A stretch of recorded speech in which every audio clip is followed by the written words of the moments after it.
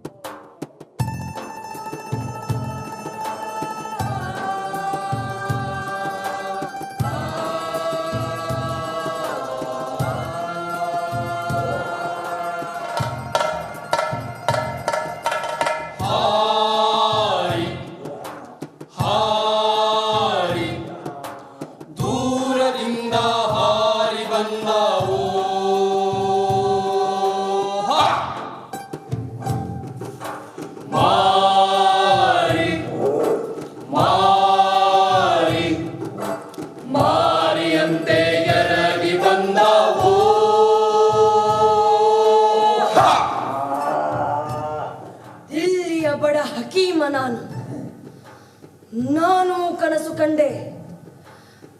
ವಾಯುವ್ಯ ದಿಕ್ಕಿನಿಂದ ಹದ್ದಿನ ಪಡೆಯೊಂದು ಹಿಂದೂಸ್ತಾನದ ಕಡೆಗೆ ಭಯಂಕರ ಸದ್ದು ಮಾಡುತ್ತಾ ಹಾರಿ ಬರುತ್ತಿರುವುದನ್ನು ಕಂಡೆ. ಅಕ್ಟೋಬರ್ 1688 ಪರ್ಷಿಯಾದಲ್ಲಿ ಹುಟ್ಟಿದ ನಾದಿರ್ ಶಾ 1747ರಲ್ಲಿ ತನ್ನ ಅಂಗರಕ್ಷಕರಿಂದ ಕೊಲೆಯಾಗಿ ಮಡಿದ.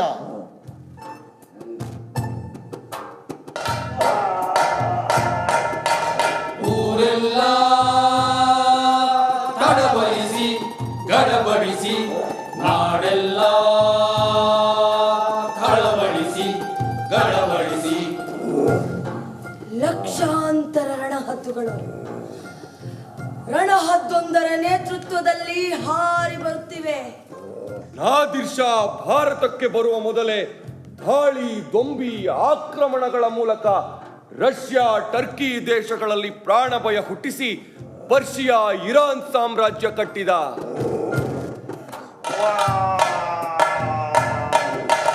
ಹತ್ತಿನಂತೆ ಎದ್ದು ಬಂದಾವೋ, ಹತ್ತಿನಂತೆ ಎದ್ದು ಬಂದಾವೋ, ಹಸಿದು ಹಾರಿ ಬರುತ್ತಿವೆ. ಹೊಸ ದೇಶವೊಂದಕ್ಕೆ ಹಾರಿ ಬರುವ ಅವಕ್ಕೆ ಕಾಣುವುದೆಲ್ಲ ಆಹಾರ. ಯುದ್ಧ ತರುವ ಗೆಲುವು ಮತ್ತು ಸಂಪತ್ತಿನ ಗಳಿಕೆಗಿಂತ ಯುದ್ಧದ ಫಲವಾಗಿ ಹುಟ್ಟುವ ಕ್ರೌರ್ಯದಿಂದ ನಾದಿರ್ ರೋಮಾಂಚಿತನಾಗುತ್ತಿದ್ದ. ಆತನಿಗೂ ಆತನ ಸೈನಿಕರಿಗೂ ಕೊಲ್ಲುವ ಸನ್ನಿ ಹಿಡಿದಿತ್ತು.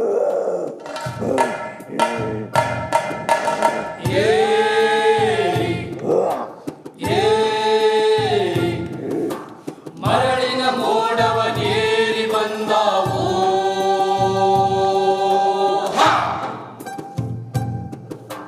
ಮೀರಿ ಮೀರಿ ಕಡಲಿನ ಎಲ್ಲೆಯ ದಾಟಿ ಬಂದಾವೋ.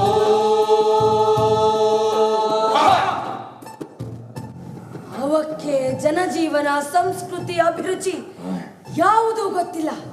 ನಾದಿರ್ ಪರ್ಷಿಯಾದಿಂದ ಹೊರಟು 1740ರಲ್ಲಿ ಭಾರತ ತಲುಪಿದ. ಕರ್ನಲ್ನಲ್ಲಿ ಮೊಘಲ್ ಸೈನ್ಯವನ್ನು ಗೆದ್ದು ದಿಲ್ಲಿಯ ಚಕ್ರಾಧಿಪತ್ಯ ವಹಿಸಿಕೊಂಡ.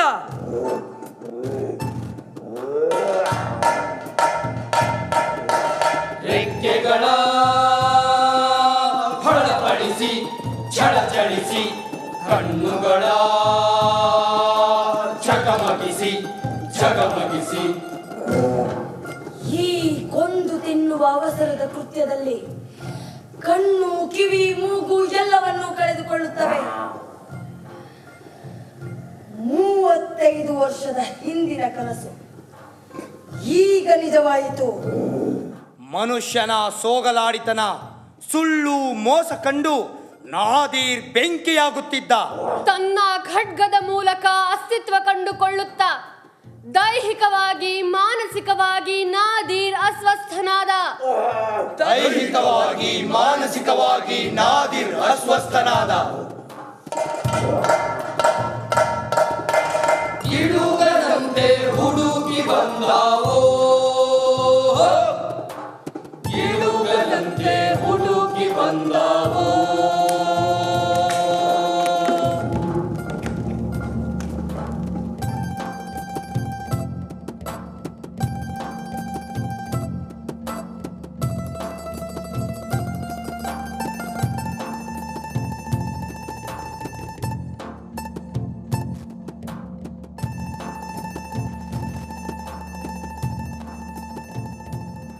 ರಜ್ವಿ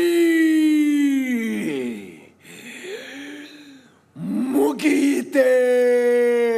ಇಲ್ಲ ಪ್ರಭು, ಇಕ್ಬಾಲ್,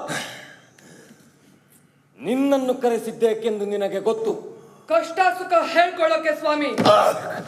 ಇಕ್ಬಾಲ್, ಬಡ್ಡಿಯ ಆಸೆಯಿಂದ ಎಷ್ಟು ಹಣ ಸಾಲ ಕೊಟ್ಟಿದ್ದಿ?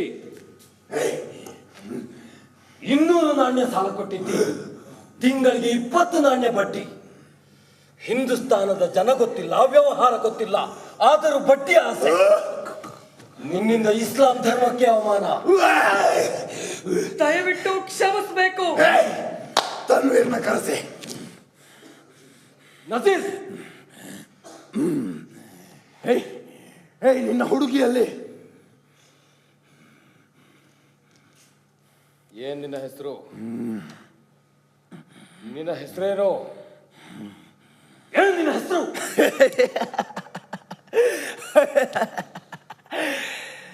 ನಜೀರ್, ಒಂದು ಒಳ್ಳೆ ಕೆಲಸ ಮಾಡಿದ್ದಿ. ನಮ್ಮ ಸೈನ್ಯದ ಒಬ್ಬನೇ ಒಬ್ಬ ಒಂದು ಒಳ್ಳೆ ಕೆಲಸ ಮಾಡಿದ್ದಿ. ಬಾಯಿ ಮುಚ್ಚಿಕೊಂಡು ಮಾತನ್ನೇ ಆಡದಿರೋ ಹೆಣ್ಣಿನ ಸಹವಾಸ ಮಾಡಿದ್ದಿ.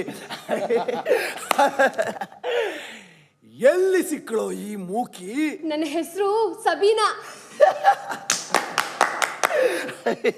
ನಜೀರ್, ನಿನ್ನ ಕಿಮ್ಮತ್ತು ಹೋಯ್ತು. ನಮ್ಮ ನಜೀರ್ ಪರವಾಗಿಲ್ವಾ? ಪರವಾಗಿಲ್ಲ, ಒಳ್ಳೆಯವನು. ನನ್ ಕಂಡ್ರೆ ಸರಿ, ಈಗ ತೆಗೆದು ಕೂಡ್ಲೆ ನಾಲ್ಗೆ ಶುರು ಮಾಡ್ತು. ಹಾಳಾಗಿ ಹೋಗು, ನಮಗೆ ಕೆಲಸವಿದೆ. ರಜ್ವಿ, ನನ್ನ ತಲೆ ಸಿಡಿದು ಹೋಗ್ತಿದೆ. ಇವರನ್ನೆಲ್ಲ ಕರೆಸಿದ್ದೇಕೆಂದು ತಿಳಿಸಿ. ಇವತ್ತು ಮುಂಜಾನೆಯಿಂದ ನಮ್ಮ ಸೈನ್ಯದ ಮುಂದಾಳುಗಳನ್ನು ಕರೆಸಿ ವಿಚಾರಿಸುತ್ತಿದ್ದೇವೆ.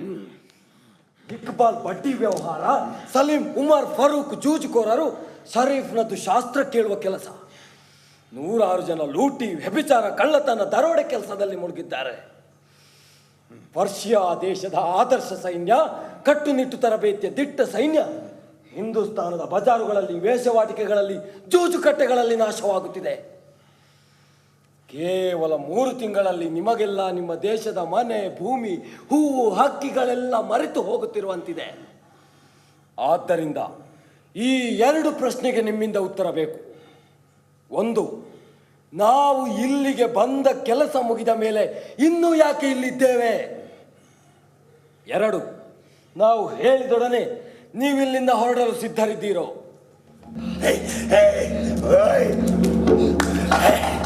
ಇದು ಬಗೆಹರಿಯದ ಪ್ರಶ್ನೆ. ಕೇಳಿ ಮೂರ್ಖರೇ ಕೇಳಿ. ಹಿಂದೂಸ್ಥಾನಕ್ಕೆ ಬಂದ ಮೇಲೆ ಚಿಕ್ಕ ಚಿಕ್ಕ ಪ್ರಶ್ನೆಗಳು ಇಲ್ಲಿಗೆ ಪರ್ವತದಂತೆ, ನದಿಗಳಂತೆ, ಕಡೆಗೆ ಮಂಜಿನಂತೆ ಆಗಿ ಪ್ರಶ್ನೆಯೇ ಇಲ್ಲ ಅನ್ನಿಸಿಬಿಡ್ತದೆ. ಸುಳ್ಳು ನಿಜದಂತೆ, ನಿಜ ಸುಳ್ಳಿನಂತೆ ಆಗ್ತದೆ.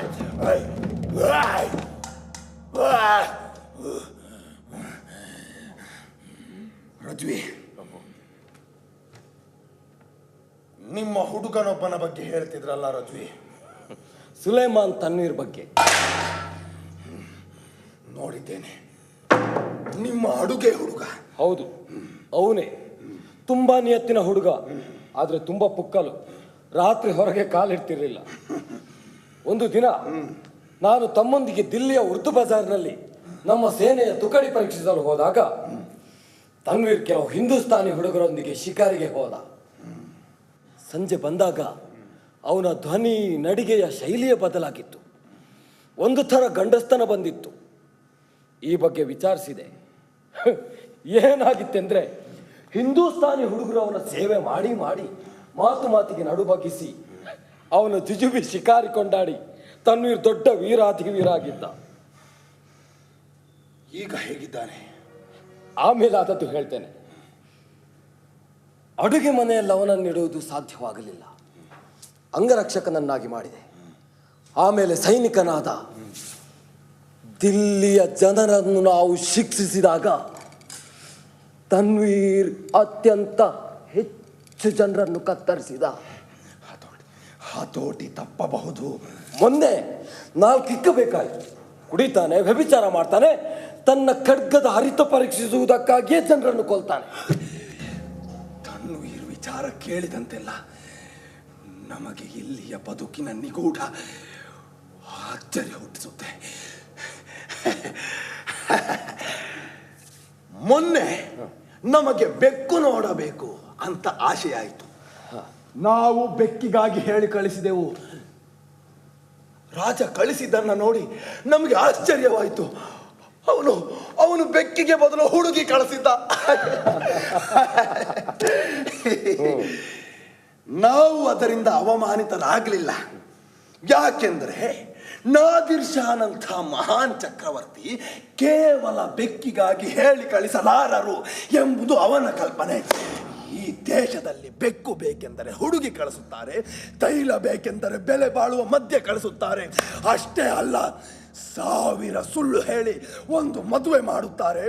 106 ಜಾರುವ ಮಾತುಗಳಿಂದ ತಮ್ಮ ದೊರೆಯ ವಿರುದ್ಧವೇ ಮಸಲತ್ತು ನಡೆಸುತ್ತಾರೆ.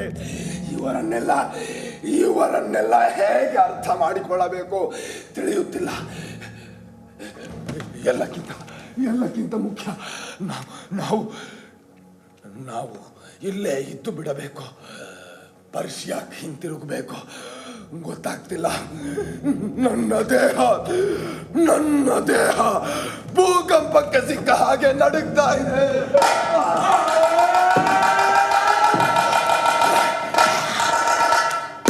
ಸುಲೇಮಾನ್ ತನ್ವೀರ್, ಇಲ್ಲಕ್ಕೆ ಬಂದೆ. ದೊರೆ ಕರೆದಂತೆ ಕೇಳಿಸಿತು. ಕರೆದದ್ದು ನಿಜ. ನಿನ್ನ ಬಗ್ಗೆ ರಜ್ವಿ ಈಗ ತಾನೇ ಹೇಳ್ತಿದ್ರು. ದೊರೆ, ತಪ್ಪು ತಿಳಿಯಬೇಡಿ.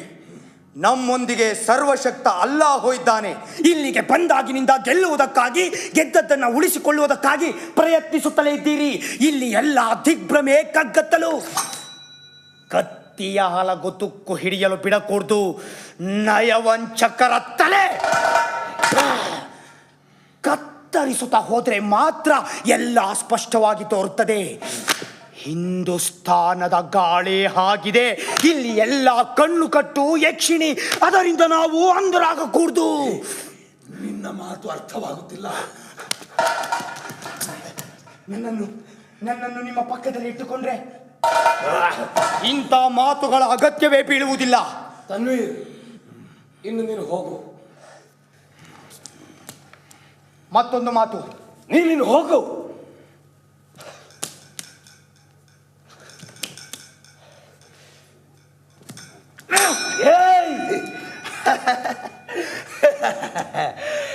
ವಿಚಿತ್ರ ಹುಡುಗ. ದೊರೆಗಳು, ಅವನ ಉದ್ದಟತನಕ್ಕಾಗಿ ನನ್ನನ್ನು ಕ್ಷಮಿಸಿ. ನಮಗದು ಉದ್ದಟತನ ಅನ್ನಿಸಲೇ ಇಲ್ಲ. ಅವಧ್ ದೊರೆ ಮತ್ತು ಮೊಘಲ್ ದಿವಾನ ಸಾದತ್ ಖಾನ್ ತಮ್ಮನ್ನು ನೋಡಲು ಬಂದಿದ್ದಾರೆ.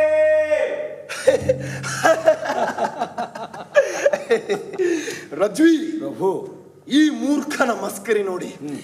ಗೊತ್ತಾ, ಇವನು ಸಾದತ್ ಖಾನ್. ಇವನಂಥದ್ದೇ ಇನ್ನೊಬ್ಬ ಕಳ್ಳ ದಿವಾನ ನಿಜಾಮುಲ್ ಮುಲ್ಕ್. ಇವರಿಬ್ಬರು ದೊರೆ ನಜೀರುದ್ದೀನ್ ಶಾನ ದಿವಾನರು. ರಂಗೋಲೆ ಕೆಳಗೆ ನುಸಿಯಬಲ್ಲ ಮಾಯಾವಿಗಳು.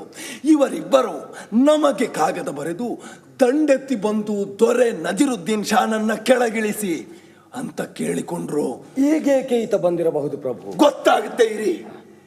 ನಮಗೆ ಸಲ್ಲಬೇಕಾದ ಹಣ ಒಪ್ಪಿಸಿ ಅಂದಿದ್ದೇವೆ.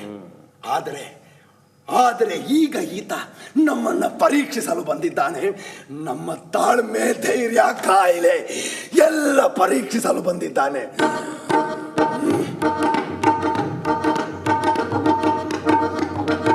ಓಹೋ, ಬರಬೇಕು. ಹುಳ ಆಡುವುದನ್ನ ಗಮನಿಸಿ. ಮನೆ ಕಡೆ ಎಲ್ಲರೂ ಸೌಖ್ಯವೇ? ದೊರೆ ನಜೀರುದ್ದೀನ್ ಶಾ ಹೇಗಿದ್ದಾರೆ? ತಮ್ಮ ಮತ್ತು ಅಲ್ಲಾನ ಕರುಣೆಯಿಂದ ಎಲ್ಲ ಸೌಖ್ಯ ಸ್ವಾಮಿ. ದೊರೆ ನಜೀರುದ್ದೀನ್ ಶಾ ತಮಗೆ ಕಾಣಿಕೆ ಕಳಿಸಿದ್ದಾರೆ. ತಮ್ಮ ಮತ್ತು ಅವರ ಸ್ನೇಹ ಚಿರಂತನವಾಗಿರಲಿ ಎಂದು ಹಾರೈಸಿದ್ದಾರೆ ಪ್ರಭು.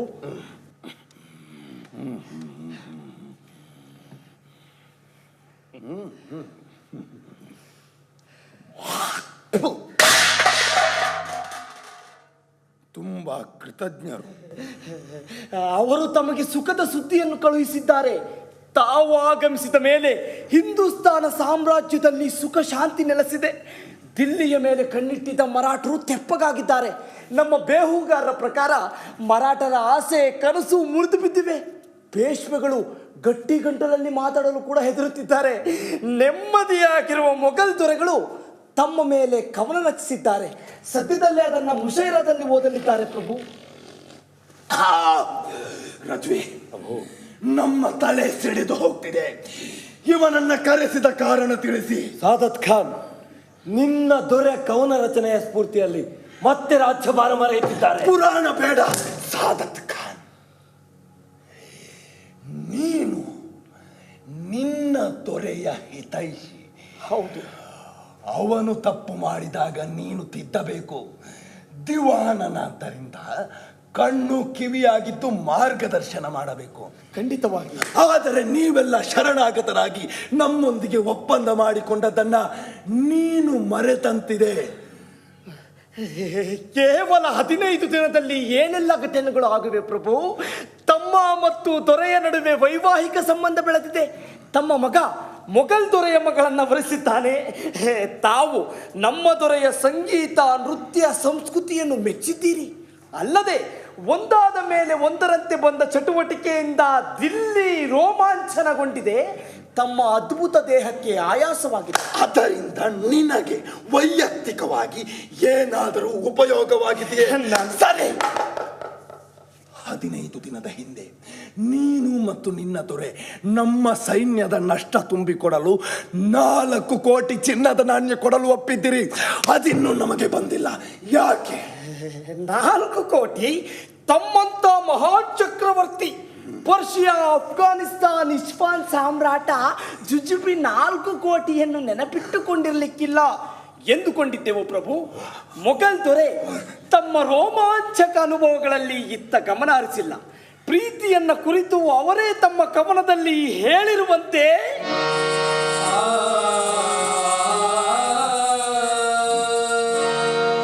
ವಜ್ರ ಹೇ ತಕ್ಲೀಫೆ ಮೊಹಮ್ಮದ್, ವಾಹ್ ಹೇ ಮೊಹಬ್ಬತ್ ಜಾನ್ ಲೋ,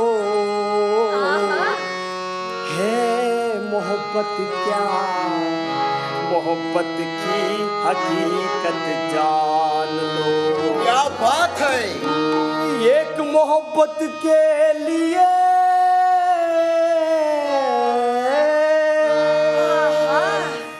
अल्लाह ने क्या क्या किया, क्या किया? सब कुछ इजहारे मोहब्बत की.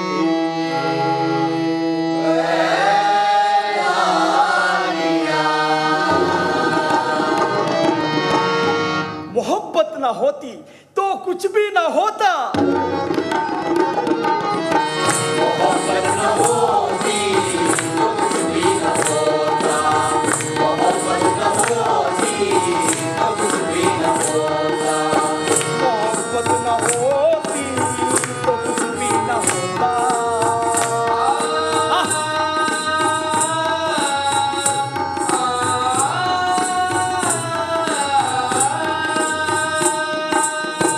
मोहब्बत ना होती तो कुछ भी ना होता. मोहब्बत ना होती तो कुछ भी ना होता. मोहब्बत ना होती तो कुछ भी ना होता. जहाँ में कोई बोल डाला ना होता. जहाँ में कोई बोल डाला ना होता. वजह कोई अपना वाला ना होता. वजह कोई अपना वाला ना होता. अंधेरा ना होता, उजाला ना होता.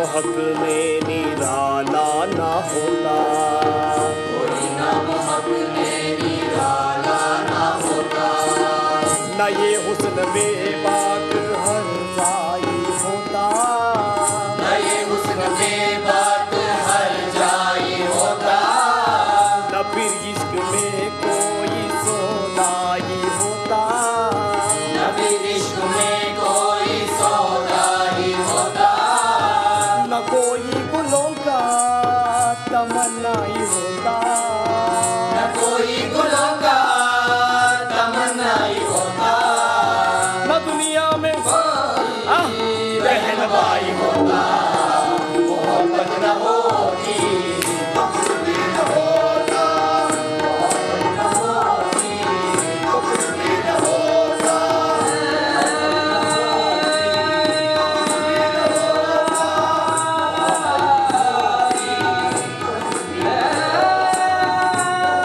सादत खान,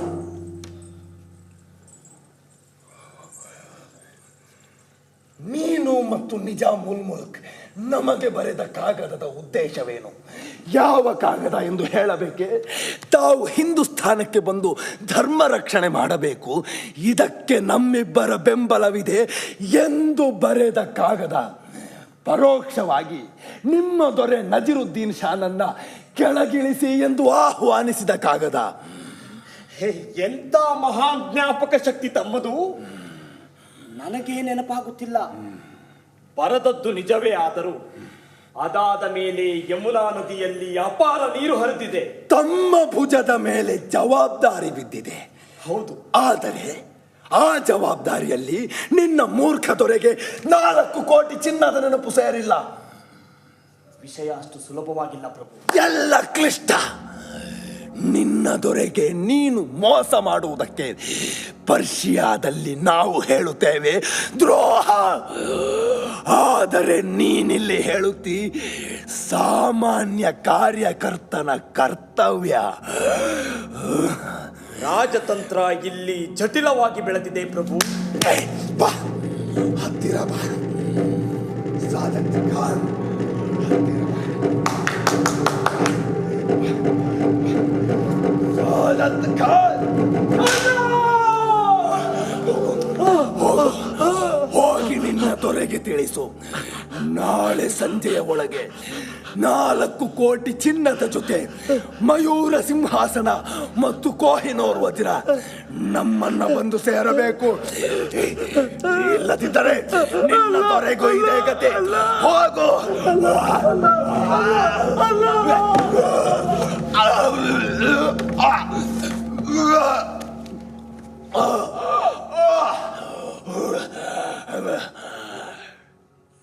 ರಜ್ವಿ ಪ್ರಭು,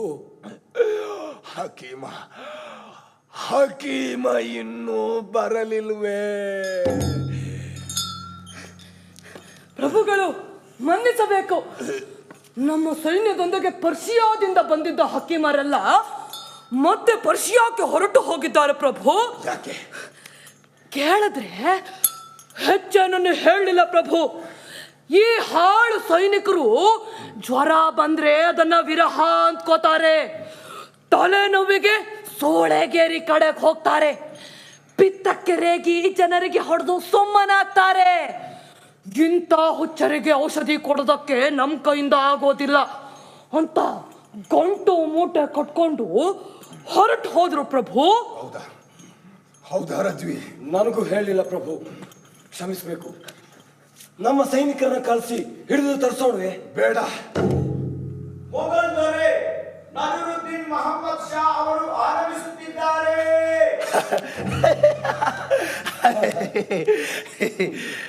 ಈತ ಗೊತ್ತಲ್ಲ, ದಿಲ್ಲಿಯ ಚಕ್ರವರ್ತಿ. ರಸಿಕ ದೊರೆ ನಜರುದ್ದೀನ್ ಯಾರಿಗೆ ಗೊತ್ತಿಲ್ಲ ಪ್ರಭು. ರಸಿಕ. ನಮ್ಮ ಸೈನ್ಯ ದಿಲ್ಲಿಗೆ ಗಾವುದ ದೂರದಲ್ಲಿ ಫಿರಂಗಿಗಳೊಂದಿಗೆ ನುಗ್ಗಲು ಸಿದ್ಧವಾಗಿದ್ದಾಗ ಈತ ದಿಲ್ಲಿಯ ಅರಮನೆಯೊಳಗೆ ಮೋಜಿನ ಕೂಟದಲ್ಲಿದ್ದ.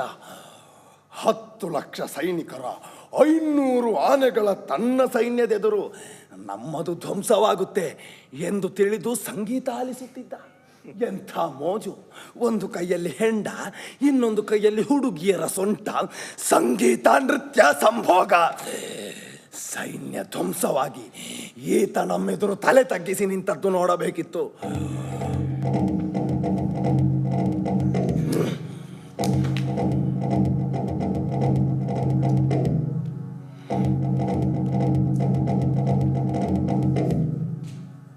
ಏನು ಬಂದಿದ್ದು?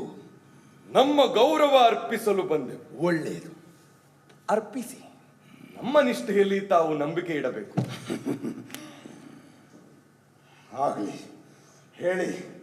ಮೊದಲು ತಮಗೆ ಸೇರಬೇಕಾದ 4 ಕೋಟೆಯನ್ನು ಸ್ವೀಕರಿಸಿ.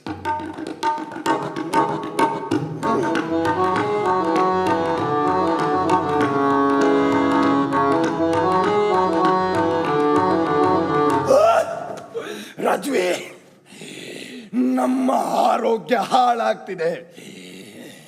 ಈತನನ್ನು ಸ್ವಲ್ಪ ವಿಚಾರಿಸಿ. ಮಾನ್ಯ ನಜರುದ್ದೀನ್ ಮೊಹಮ್ಮದ್ ಶಾ ಅವರೇ, ಹೇಳಿ. ತಮ್ಮ ಆಡಳಿತ ಕೆಟ್ಟು ಹೋಗಿದೆ. ಈ ದೇಶದಲ್ಲಿ ದೊರೆಯೊಬ್ಬ ಇದ್ದಾನೆ ಅಂತ ಯಾರಿಗೂ ಅನ್ನಿಸ್ತಿಲ್ಲ. ದೊರೆ ಇಲ್ಲ ಅನ್ನೋ ನೆಮ್ಮದಿನೂ ಇಲ್ಲ. ಹಕೀಮನೊಬ್ಬನನ್ನು ಕಳಿಸಿ ಎಂದು ಹೇಳಿ 3 ದಿನವಾಯಿತು. ನಮಗೆ ಇವತ್ತು ಹೇಳಿದರು. ನಮ್ಮ ಹೇಳಿಕೆಯನ್ನು ದೊರೆ ನಾದಿರ್ ಶಾ ಅವರು ಅಸ್ವಸ್ಥರಾಗಿದ್ದಾರೆ, ಒಬ್ಬ ಹಕೀಮ ಬೇಕು ಅನ್ನೋ ಹೇಳಿಕೆಯನ್ನು ಒಬ್ಬ ಬರೆದುಕೊಂಡ. ಅವನು ಬರೆದುಕೊಂಡ ಅವಸರ ನೋಡಿ ಹಕೀಮ ಇನ್ನೇನು ಬಂದೇ ಬಿಡ್ತಾನೆ ಅಂತ ತಿಳಿದೆವು. 1 ದಿನವಾಯಿತು, 2 ದಿನವಾಯಿತು, ಇದು 3ನೇ ದಿನ. ಈ ಬಗ್ಗೆ ವಿಚಾರಿಸಿದೆವು. ನಮ್ಮ ಕೋರಿಕೆಯನ್ನು ಬರೆದುಕೊಂಡ ಮನುಷ್ಯ ಮೇಲಿನ ಗುಮಾಸ್ತನಿಗೆ ಬರೆದು ತಿಳಿಸಬೇಕಂತೆ. ಆತ ಅವನ ಮೇಲಿನವನಿಗೆ ಬರೆಯಬೇಕಂತೆ. ದಿಲ್ಲಿಯ ಆಡಳಿತಾಧಿಕಾರಿಗೆ ಅದು ತಲುಪಿ ಆಮೇಲೆ ಕೆಳಗಿನ ಅಧಿಕಾರಿಗೆ ಹೋಗಿ ವೈದ್ಯಕೀಯ ಇಲಾಖೆ ತಲುಪಬೇಕಂತೆ. ಆಮೇಲೆ ದೊರೆಗೆ. ಒಟ್ಟಿನಲ್ಲಿ ಏನೂ ಆಗಲಿಲ್ಲ. ತಾವು ಕವನ ರಚಿಸ್ತೀರಂತೆ. ಒಂದು ಕವನ ಹೇಳೇ ಬಿಡಿ, ಕೇಳೋಣ.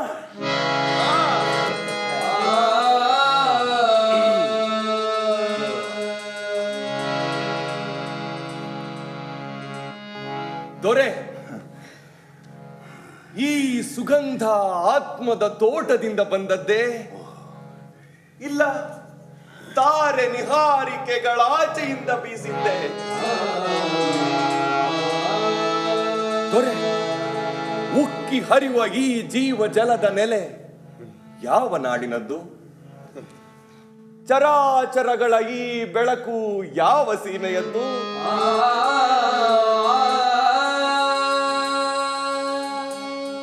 ಆಶ್ಚರ್ಯ ದೊರೆ, ಈ ಸದ್ದು ದೇವತೆಗಳ ಸೈನ್ಯದ್ದೇ? ಅದ್ಭುತ ದೊರೆ, ಎದ್ದ ಈ ನಗುವಿನ ಅಲೆ ಸ್ವರ್ಗದ ಅಪ್ಸರೆಯರದ್ದೇ?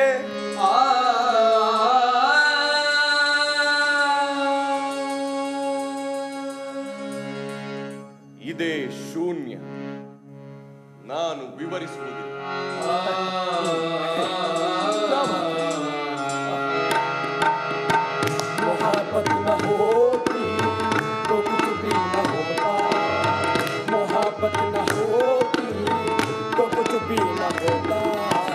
ಇನ್ನು ಹೇಳೆ. ಅಲ್ಲಯ್ಯ, ನೀನೊಬ್ಬ ದೊರೆ, ಮೊಘಲ್ ಸಾಮ್ರಾಟ.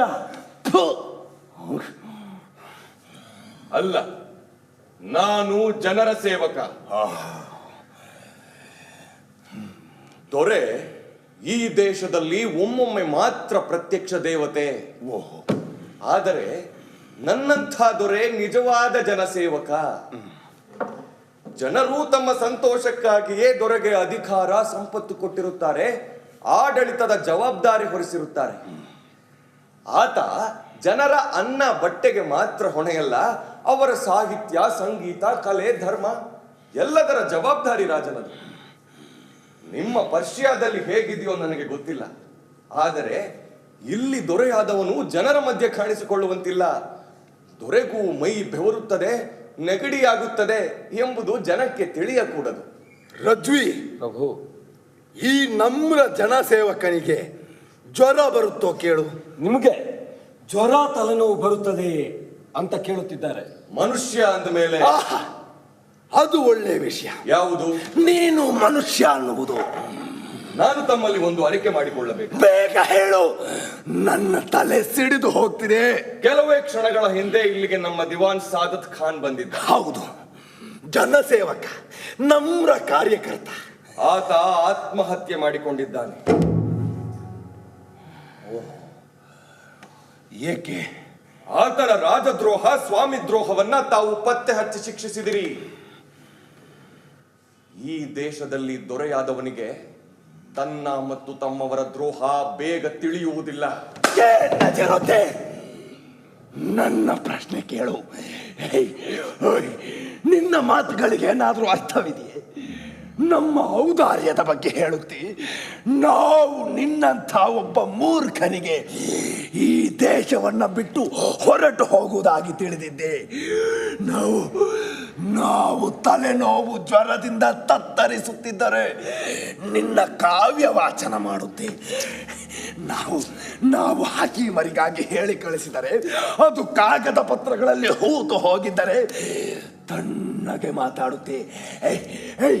ನಿನ್ನ ಮುಖ ನೋಡಿದ್ರೆ ಅಲ್ಲಿ ಸ್ಪಷ್ಟವಾಗಿ ಕಾಣುವುದು ಈ ದೇಶದ ಜನರ ವೇದನೆಯಲ್ಲ, ಅಲ್ಲಿ ನಿಚ್ಚಳವಾಗಿರುವುದು ಹುಡುಗಿಯರ ಹೆಂಡದ ಪ್ರತಿಬಿಂಬ.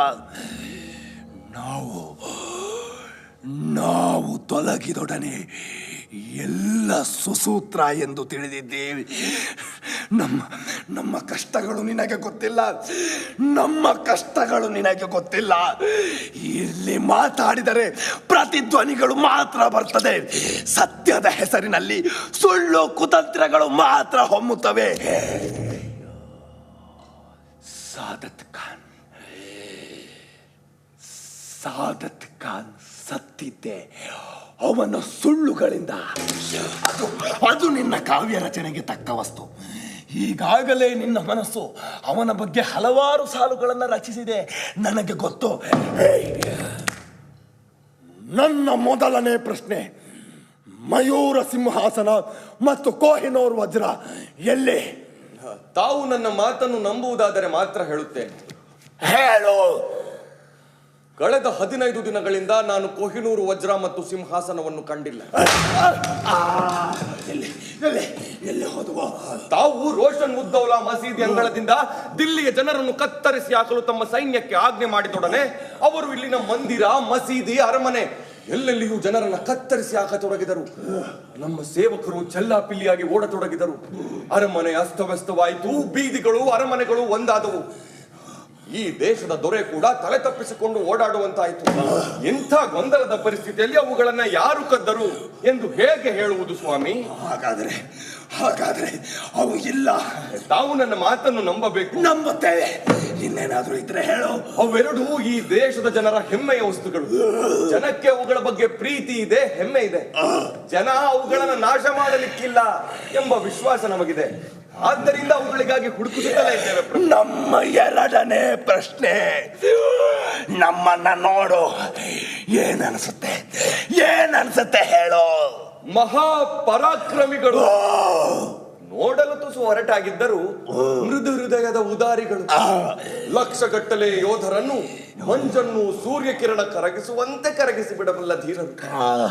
ತಮ್ಮ ಬಗ್ಗೆ ನಾನು ಬಹಳಷ್ಟು ಸಲ ಯೋಚಿಸಿದ್ದೇನೆ. ತಮ್ಮ ಕಣ್ಣುಗಳ ಕಾಂತಿ, ತಮ್ಮ ಗುಂಡಿಗೆಯ ಶಕ್ತಿ, ತಮ್ಮ ಆತ್ಮದ ಕಾಂತಿ, ಎಲ್ಲದರ ಕುರಿತಾಗಿ ನಾನು ಬಹಳಷ್ಟು ಸಲ ಯೋಚಿಸಿದ್ದೇನೆ. ತಮ್ಮ ಒಳಿತಿಗಾಗಿ ನಾನು ಅಲ್ಲಾಹ್ ನಲ್ಲಿ ಪ್ರಾರ್ಥಿಸಿದ್ದೇನೆ. ಒಂದು ಸಣ್ಣ ಸತ್ಯ, ನನಗೀಗ ಕಾಯಿಲೆ.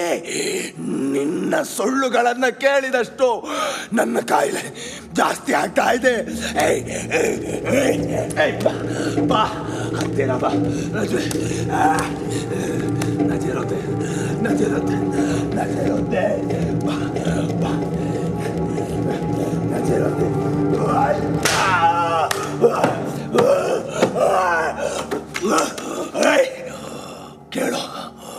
ಕೇಳು, ನನಗೀಗ ಒಬ್ಬ ಒಳ್ಳೆ ಹಕೀಮ ಬೇಕು. ನಿನ್ನಲ್ಲಿರುವ ಮಯೂರ ಸಿಂಹಾಸನ, ಕೋಹಿನೂರ್ ವಜ್ರ ಬೇಕು. ನಿನ್ನ ಇನ್ನೊಬ್ಬ ದಿವಾನನಿಗೆ ಇಲ್ಲಿ ನಡೆದದ್ದನ್ನ ತಿಳಿಸು.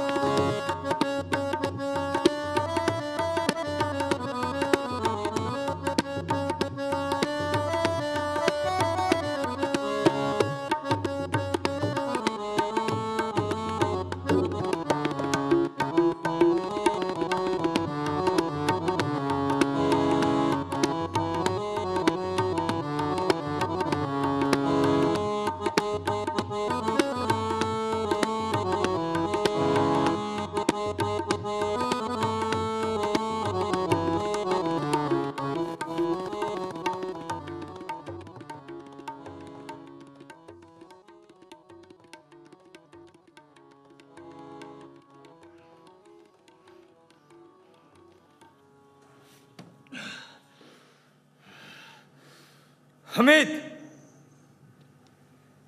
ಹಮೀದ್,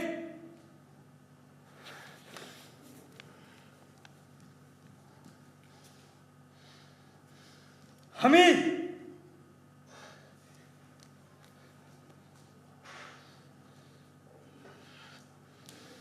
ಏ ಹಮೀದ್,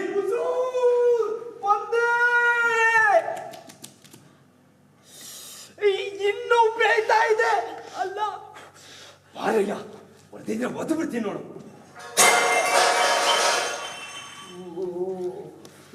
ಒಳ್ಳೊಳ್ಳೆ ಕೋಲಿಗಳನ್ನೆಲ್ಲ ಈ ಪರ್ಷಿಯಾ ದೇಶದ ಸೈನಿಕರಿಗೆ ಮಾರಿ ನಮ್ಗೆ ಮುದಿ ಕೋಲಿ ಕೊಟ್ಬಿಡ್ತಾರೆ. ಪದ್ಮಾಚ್ಗಳು ಎಷ್ಟು ಸೌದೆ ಹಾಕಿದ್ರು ಬೆಂದಿಲ್ಲ ಬೆಂದಿಲ್ಲ ಅಂತ ಬೈಕೋ ಬೇದಿ ಈಗಲೇ ತಂದು ಬಿಡ್ತೇನೆ. ಛೇ, ಅದೇನ್ ಕೋಳಿ ಕೋಳಿ ಅಂತ ಬಡ್ಕೊಂತೀಯ?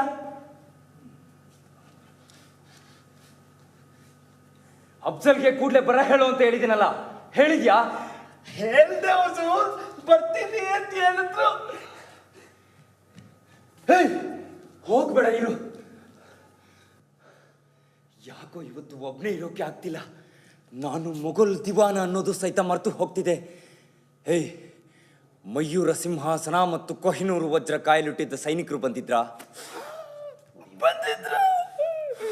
ಎಲ್ಲ ಸುರಕ್ಷಿತವಾಗಿದೆಯಂತೆ. ಹಮೀದ್, ಹೊರಗೇನ ಸದ್ದಾಗ್ತಿದೆ. ಅಫ್ಸಲ್ ಪಾಷ ಬಂದ್ರೇನು ನೋಡು. ಬಂದ್ಲು ಹುಜೂರ್, ಬಂದ್ಲು. ವಾಸನೆ ಓದುತ್ತಿದೆ. ಕೋಳಿ ಮಾಂಸ ಸೀದೋಯ್ತೋ ಏನೋ.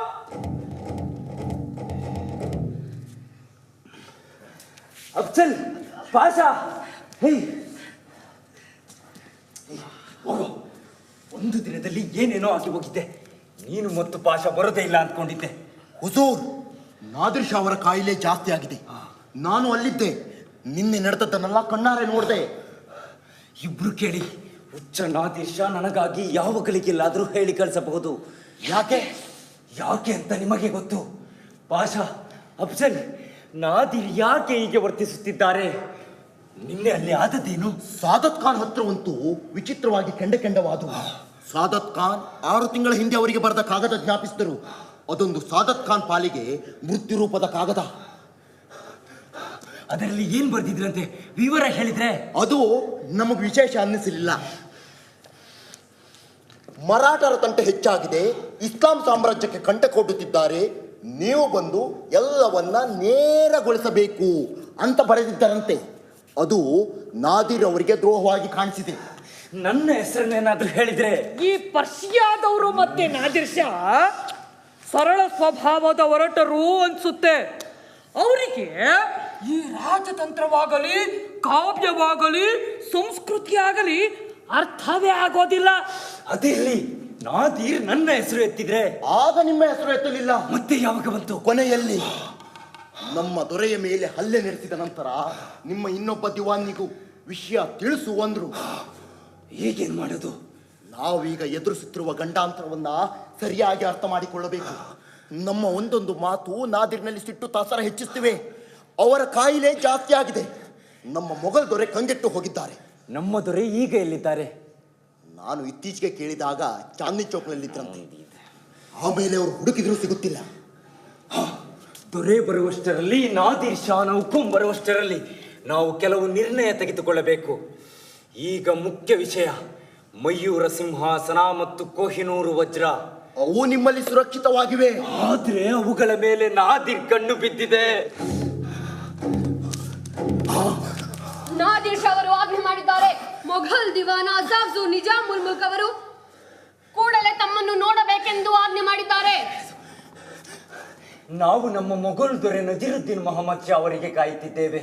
ಅವರು ಎಲ್ಲಿದ್ದಾರೆ, ಯಾವಾಗ ಬರುತ್ತಾರೆ ಅನ್ನೋದು ತಿಳಿಯುತ್ತಿಲ್ಲ. ನೀವು ದಯವಿಟ್ಟು ಇಷ್ಟು ಸಹಾಯ ಮಾಡಬೇಕು. ನಾನು ಮನೆಯಲ್ಲಿರಲಿಲ್ಲ ಅಂತ ದೊರೆಗಳಿಗೆ ಹೇಳಬೇಕು. ಸ್ವಲ್ಪ ಇರಿ. ಅದಕ್ಕಾಗಿ, ಈ ಉಪಕಾರಕ್ಕಾಗಿ ಇದನ್ನ ತಗೊಳ್ಳಿ. ಸಾಧ್ಯವಿಲ್ಲ. ನಿಮ್ಮ ಆಣೆ, ನಿಮ್ಮ ತಾಯಿ ಆಣೆ, ದಯವಿಟ್ಟು ನಿಲ್ಲಿ. ಪರಿಸ್ಥಿತಿಯ ಗಂಭೀರತೆಯೇ ನಿಮಗೆ ಅರ್ಥವಾಗುತ್ತಿಲ್ಲ. ಇದು ಹಿಂದೂಸ್ತಾನದ ಉಳಿವು ಒಳಿವಿನ ಪ್ರಶ್ನೆ, ನನ್ನ ಸೋಲು ಗೆಲುವಿನ ಪ್ರಶ್ನೆ. ಇತ್ತೀಚೆಗೆ ಈ ಪರ್ಷಿಯಾದವರ ಕೈಯಲ್ಲಿ ಎಷ್ಟು ಜನ ಹಿಂದೂಸ್ತಾನಿಗಳು ಸತ್ತಿದ್ದಾರೆ. ಎಂಬುದು ನಿಮಗೆ ಗೊತ್ತಿದೆ. ನೀವು ನಮ್ಮಂತೆ ಹಿಂದೂಸ್ತಾನದ ಉಪ್ಪು ತಿಂದು ಬೆಳೆದವರು, ಆಗೋಲ್ಲ ಅನ್ನಬಾರದು. ಬನ್ನಿ ಬನ್ನಿ, ನನ್ನ ಮುಂಡಾಸು ಬೇಕಾದರೂ ನಿಮ್ಮ ತಲೆಯ ಮೇಲೆ ಇಡ್ತೇನೆ, ನೀವು ಕೇಳಿದ್ದು ಕೊಡ್ತೇನೆ. ಕೇಳಿ, ನಾನು ಜೈನರ ಹುಡುಗ. ನಿಮ್ಮ ರಾಜಕಾರಣವೆಲ್ಲ ನನಗೆ ಅರ್ಥವಾಗೋಲ್ಲ. 100 ಜನ ಹುಡುಗರ ಸಂದರ್ಶನ ನಡೆಸಿ ನಾದಿರ್ ದೊರೆ ನನ್ನನ್ನು ಆಯ್ಕೆ ಮಾಡಿದ್ದಾರೆ. ನನಗಿರುವ ಅರ್ಹತೆ ಒಂದೇ, ಪ್ರಾಮಾಣಿಕತೆ. ನಾನಿನ್ನೂ ಬರ್ತೇನೆ. ಹೋಗ್ಬೇಡ, ಮನೆಯಲ್ಲಿರ್ಲಿಲ್ಲ ಅಂತ ಹೇಳೋಕ್ಕಾಗಲ್ವೇ? ಮುಗಲ್ ಸಾಧ್ಯವಿಲ್ಲ. ಊಟ ಮಾಡ್ತಿದ್ರು ಮುಗಿಸಿ 1 ತಾಸಿನಲ್ಲಿ ಬರ್ತಾರೆ ಅಂತ. ಬರ್ತೀರಿ ತಾನೆ? ಬರ್ತೀರಿ ತಾನೆ? ಬರ್ತೇನೆ ಹಾಗಂತ ಹೇಳ್ತಾನೆ.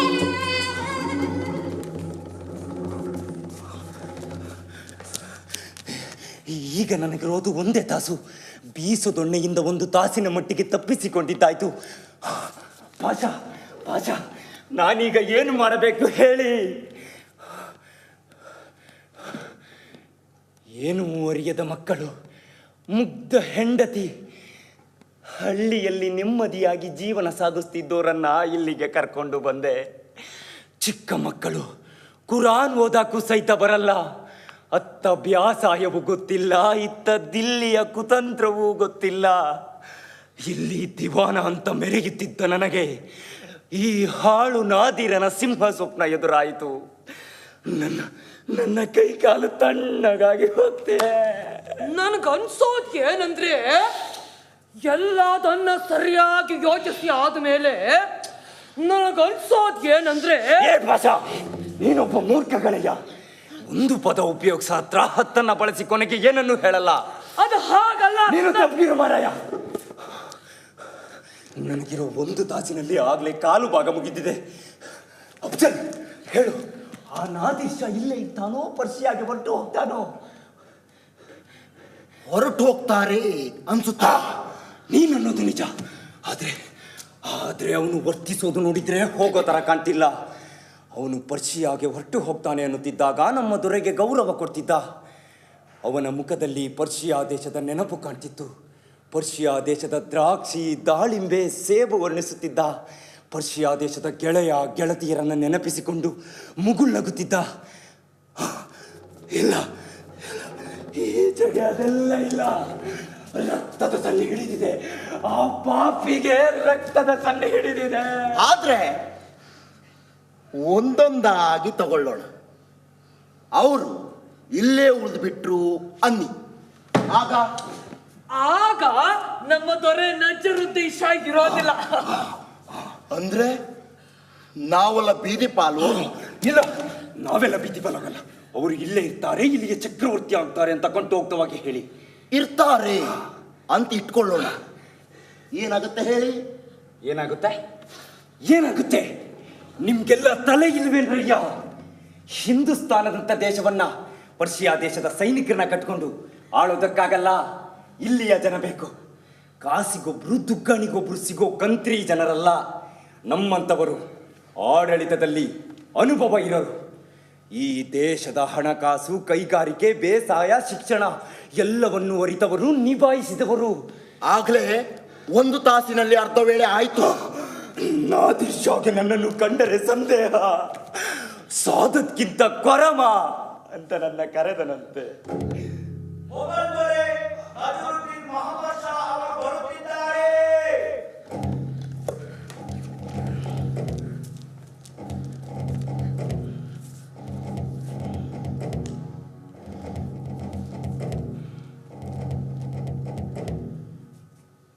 ದಿವಾನ್ ಮುಲ್ಕ್ರವರೇ, ಇಲ್ಲಿನ ಪರಿಸ್ಥಿತಿ ಹೇಗಿದೆ?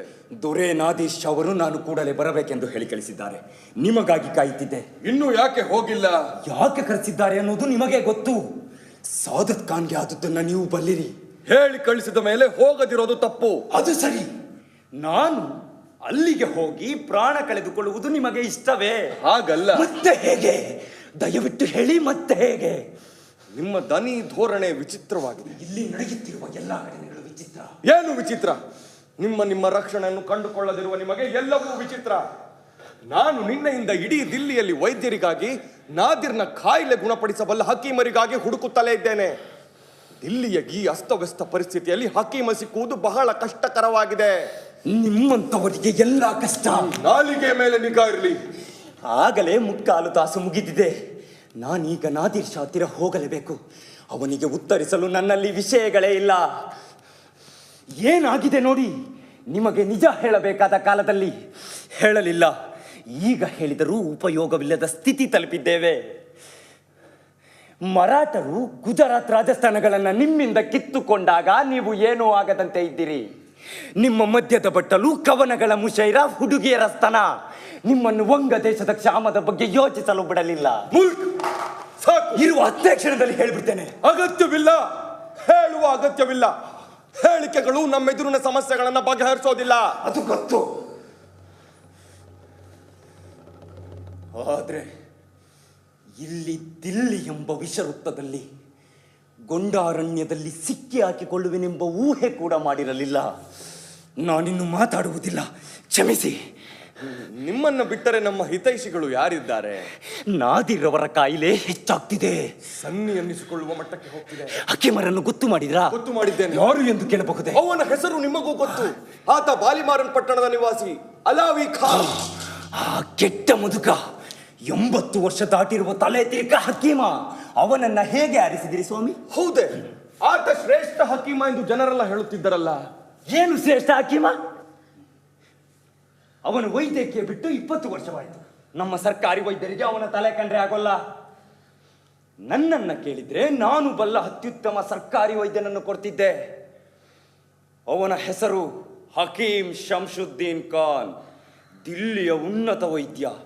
ಮುಘಲ್ ದೊರೆಗೆ ಯಾವುದು ಇಷ್ಟ ಯಾವುದು ಇಷ್ಟ ಇಲ್ಲ ಎಂದು ಅರಿತವನು, ಪರಿಸ್ಥಿತಿಯನ್ನು ಅರ್ಥ ಮಾಡಿಕೊಂಡಿರುವವನು. ಏನು ಹೇಳುತ್ತಿದ್ದೀರಿ? ನಮ್ಮ ಕೊನೆಯ ಪ್ರಯತ್ನಕ್ಕೂ ಕಲ್ಲು ಹಾಕಬೇಡಿ. ನಮ್ಮ ಕಷ್ಟವನ್ನರಿತ ವೈದ್ಯ ಮಾತ್ರ ನಾದಿರ್ ಶಾನ ಉಪಟಳದಿಂದ ನಮ್ಮನ್ನು ಉಳಿಸಬಲ್ಲ. ನಾದಿರ್ ಶಾ ಕೇವಲ ರೋಗಿಯಲ್ಲ, ಸನ್ನಿಪಾತ ಹಿಡಿದಿರುವ ಹುಚ್ಚ. ಆತನನ್ನು ಮುಗಿಸಬೇಕು. ನಿಮ್ಮ ಈ ತಂತ್ರ ನಮಗೆ ಹಿಡಿಸುತ್ತಿಲ್ಲ. ಯಾಕೆ? ಅದು ಅಷ್ಟು ಕಷ್ಟವೇ? ನಾದಿರ್ನ ಉಳಿಸುವುದು ನಮ್ಮ ಕರ್ತವ್ಯ. ಯಾಕೆ ಉಳಿಸಬೇಕು? ದಿಲ್ಲಿಯ ದೊರೆಗೆ ಕೆನ್ನೆಗೆ ಹೊಡೆದು ಬೀಳಿಸಿದನೆಂದೇ, ದಿಲ್ಲಿಯ ದಿವಾನನನ್ನು ರಕ್ತ ಕಾರಿಸಿ ಆತ್ಮಹತ್ಯೆ ಮಾಡಿಕೊಳ್ಳುವಂತೆ ಮಾಡಿದನೆಂದೇ ನಿಮಗೆ ಸ್ವಾಭಿಮಾನ ಅನ್ನುವುದೇ ಇಲ್ಲವೇ?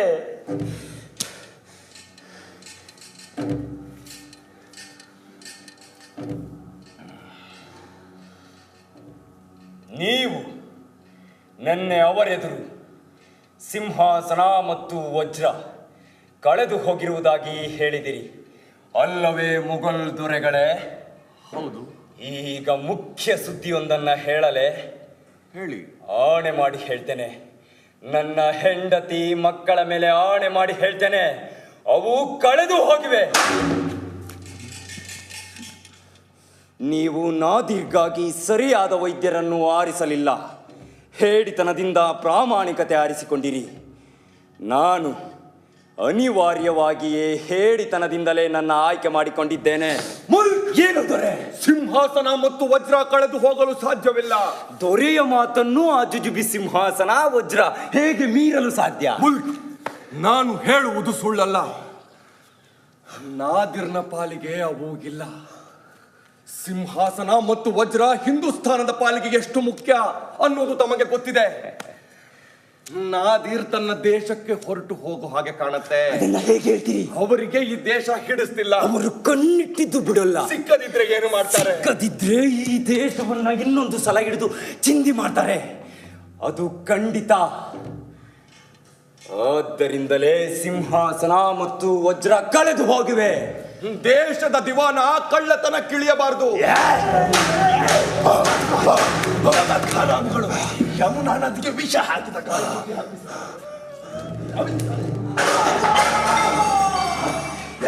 ನಮಸ್ಕಾರ. ಬೆನ್ನಲ್ಲಿ ಚೂರಿ. ದೇವರು, ಧರ್ಮ, ಸತ್ಯ ಎಲ್ಲಕ್ಕೆ ಬೆಂಕಿ ಇಕ್ಕಿದ್ದಾರೆ. ಈ ಕತ್ತೆಗಳಿಗೆ ಇಕ್ಕುವುದೊಂದೇ ಮತ್ತು.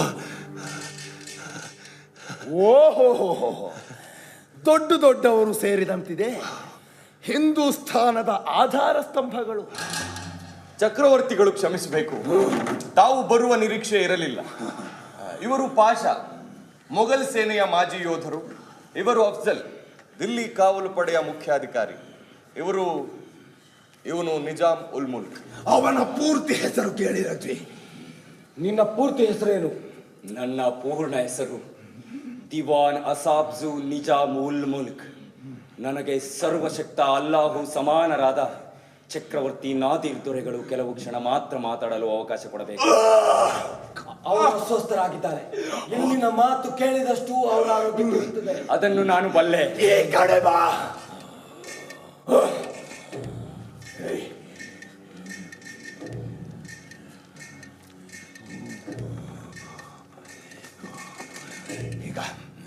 ಈಗ ಮಾತಾಡು ಸಂಕ್ಷಿಪ್ತವಾಗಿ. ನಾನು ಪ್ರಭುಗಳಿಗೆ ಹೆಚ್ಚು ಹೇಳಬೇಕಾದಿಲ್ಲ. ನಿಮಗೆ ತಿಳಿಯದ ವಿಷಯಗಳಿಲ್ಲ.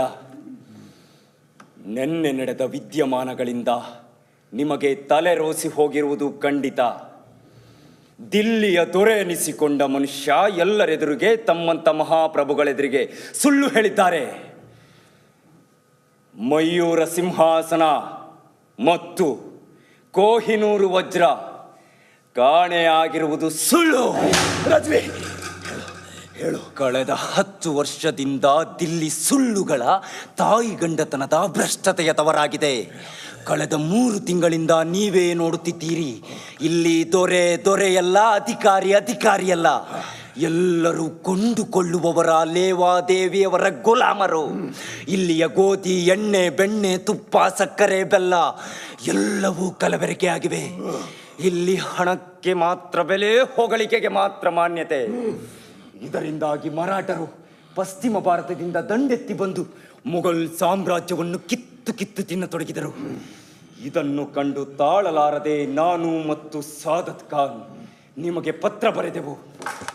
ಇಲ್ಲಿನ ಎಲ್ಲದರಲ್ಲೂ ನಾನು ಭಾಗವಹಿಸಲಿಲ್ಲ ಎಂದು ಹೇಳಲಾರೆ.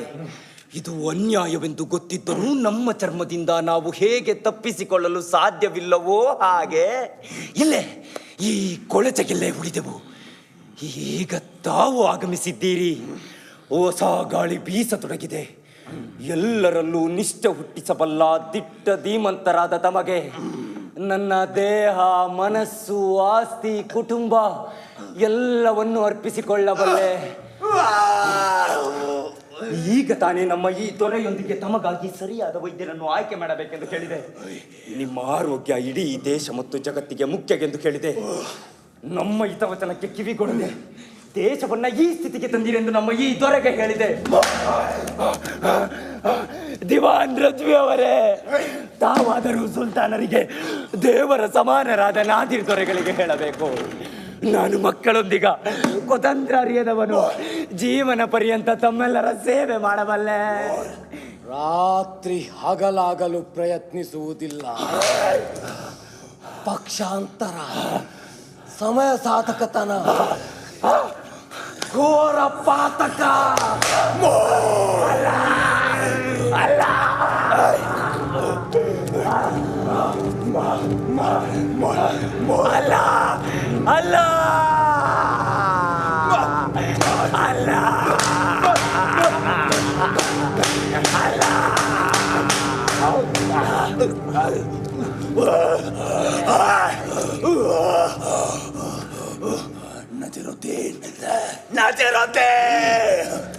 ಪ್ರಭು, ಹಕೀಮ ಸಿಕ್ನೆ. 2 ತಾಸಿನಲ್ಲಿ ತಮ್ಮ ವಿಶ್ರಾಂತಿ ಗೃಹಕ್ಕೆ ಬರುತ್ತಾನೆ. ಚಿಕಿತ್ಸೆ ಆರಂಭಿಸುತ್ತಾನೆ. ಯಾರವನು? ಅವನ ಹೆಸರೇನು? ಹಕೀಮ್ ಅಲಾವಿ ಖಾನ್. ನಮ್ಮ ತಂದೆಗೆ ಹಕೀಮನಾಗಿದ್ದವನು. ದಿಲ್ಲಿ ಅರಮನೆಯಿಂದ ಜಗಳ ಮಾಡಿಕೊಂಡು ಹೋಗಿದ್ದವನು. ದೂರದ ಊರಿನಲ್ಲಿ ವಾಸಿಸುತ್ತಾನೆ. ಈಗ ನಾವು ಕೇಳಿಕೊಂಡಿದ್ದರಿಂದ ಬರುತ್ತಿದ್ದಾನೆ. ಅವನು ನಿಜಕ್ಕೂ ಚಿಕಿತ್ಸೆ ಮಾಡುತ್ತಾನೆ ಅಲ್ಲವೇ? ಅವನಲ್ಲಿ ಮುಲ್ಕ್ ಸಾದತ್ಗಳು ಸೇರಿಕೊಂಡಿಲ್ಲ ಅಲ್ಲವೇ?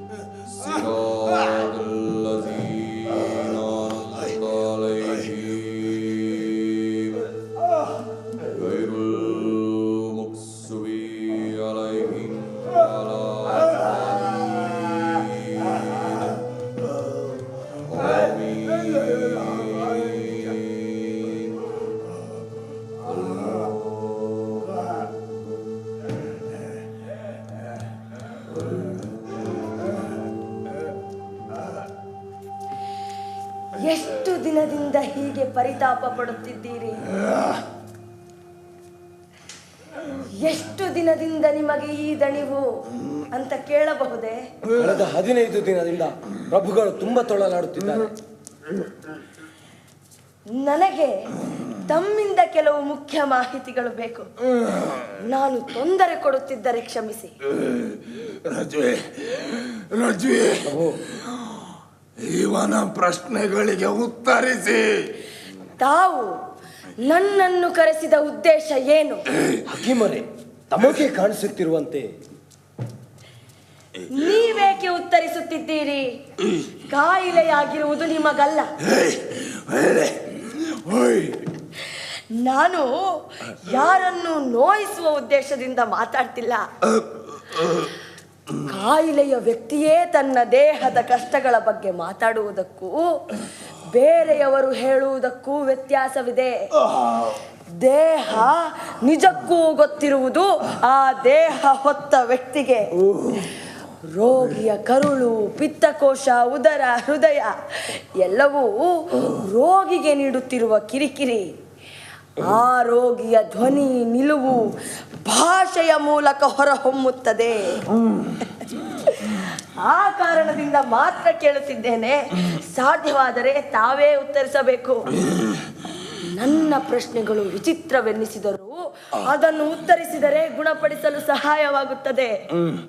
ಕೇಳು, ಬೇಗ ಬೇಗ ಕೇಳು. ನಿಮ್ಮ ಹೆಸರೇನು? ಏನಂದೆ? ದಯವಿಟ್ಟು ನಿಮ್ಮ ಹೆಸರು ಹೇಳ್ತೀರಾ? ನನ್ನ ಹೆಸರು ನಿನಗೆ ಗೊತ್ತಿಲ್ಲವೇ? ಇಲ್ಲ. ನೀನೊಬ್ಬ ಮೂರ್ಖ ಇರಬೇಕು. ನಾನು ನಿಮ್ಮ ಹೆಸರು ಕೇಳಿದ್ದಕ್ಕೆ ನಾನು ಏಕೆ ಮೂರ್ಖನಾಗಬೇಕು? ಮಹಾಶಯರೇ, ಜನ ನನ್ನನ್ನು ಗೌರವಿಸುವುದನ್ನು ನೋಡಿದರೆ ನಾನು ಮೂರ್ಖ ಇರಲಿಕ್ಕಿಲ್ಲ. ನನ್ನ ನಿಮ್ಮ ಈ ಕ್ಷಣದ ಸಂಬಂಧವನ್ನು ಸ್ಪಷ್ಟಪಡಿಸಿಕೊಳ್ಳೋಣ. ನೀವೀಗ ರೋಗಿ, ನಾನು ಹಕೀಮ ಅಲ್ಲವೇ?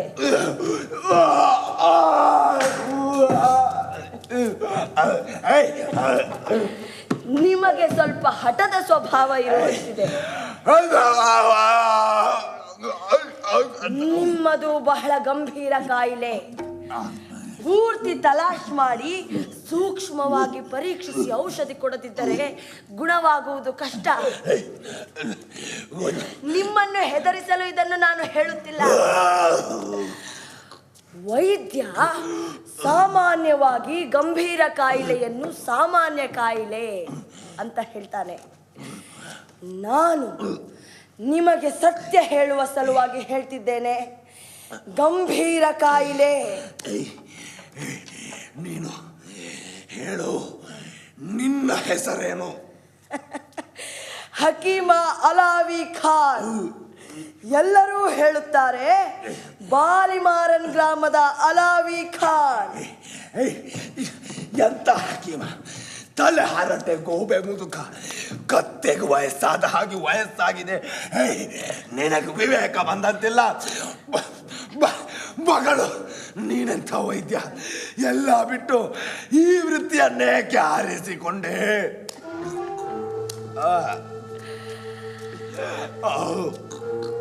40 ವರ್ಷ ದಿಲ್ಲಿಯಲ್ಲಿ ಔಷಧಿ ನೀಡಿದ ಹಕೀಮ ನಾನು.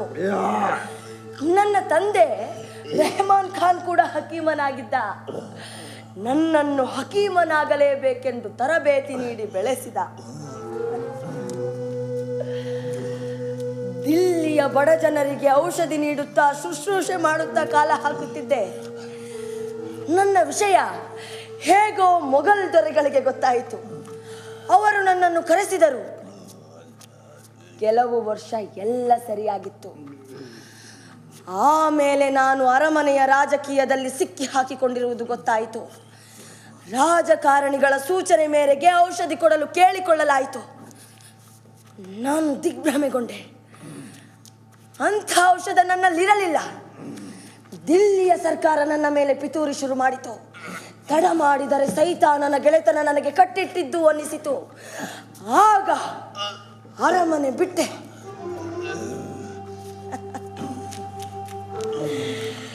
ದೂರ ದೂರಿಗೆ ಹೋಗಿ ಬಡ ಜನರಿಗೆ ಔಷಧಿ ಕೊಡತೊಡಗಿದೆ. ಈಗ ದಿಲ್ಲಿಯಿಂದ ಒತ್ತಾಯ ಬಂದದ್ದರಿಂದ ಬಂದೆ. ನಾನು ಬಡ ಹಕೀಮ, ನನ್ನಲ್ಲಿ ಆಸ್ತಿ ಇಲ್ಲ, ಹಣವಿಲ್ಲ. ನನಗೆ ಜಾತಿ, ಧರ್ಮ, ರಾಜ, ಪ್ರಜೆ, ಸರ್ಕಾರ ಒಂದೂ ಗೊತ್ತಿಲ್ಲ. ನನ್ನಲ್ಲಿರುವುದು ಒಂದೇ, ಗುಣ ಮಾಡುವ ಶಕ್ತಿ. ಮುಗೀತೆ. ಇಲ್ಲ, ತುಸು ಕೇಳಿ. ನಾನು ದೇಶಕ್ಕೆ ಮದ್ದು ಕೊಡೋ ಹಕೀಮನಲ್ಲ, ಮನುಷ್ಯನಿಗೆ ಮಾತ್ರ. ದೇಶದ ಕಷ್ಟ ಮನುಷ್ಯನಿಗೆ ಕಾಯಿಲೆ ತರಬಹುದು ಅಂತ ಎಲ್ಲವನ್ನು ಕೇಳ್ತೇನೆ. ರಾಜಕೀಯ ನನ್ನ ತಲೆ ಕೈ ಕೆಡಿಸಬಹುದು ಅಂತ ಅದನ್ನೆಲ್ಲ ಹೊರಗಿಟ್ಟು ಸರಳ ಪ್ರಶ್ನೆಗಳಿಂದ ನನ್ನ ತಲಾ ಶುರು ಮಾಡ್ತೇನೆ. ಇದಕ್ಕಿಂತ ಹೆಚ್ಚು ಹೇಳಲಾರೆ. ಈಗಲಾದರೂ ತಾವು ತಮ್ಮ ಬಗ್ಗೆ ಮಾಹಿತಿ ಕೊಡ್ತೀರಾ?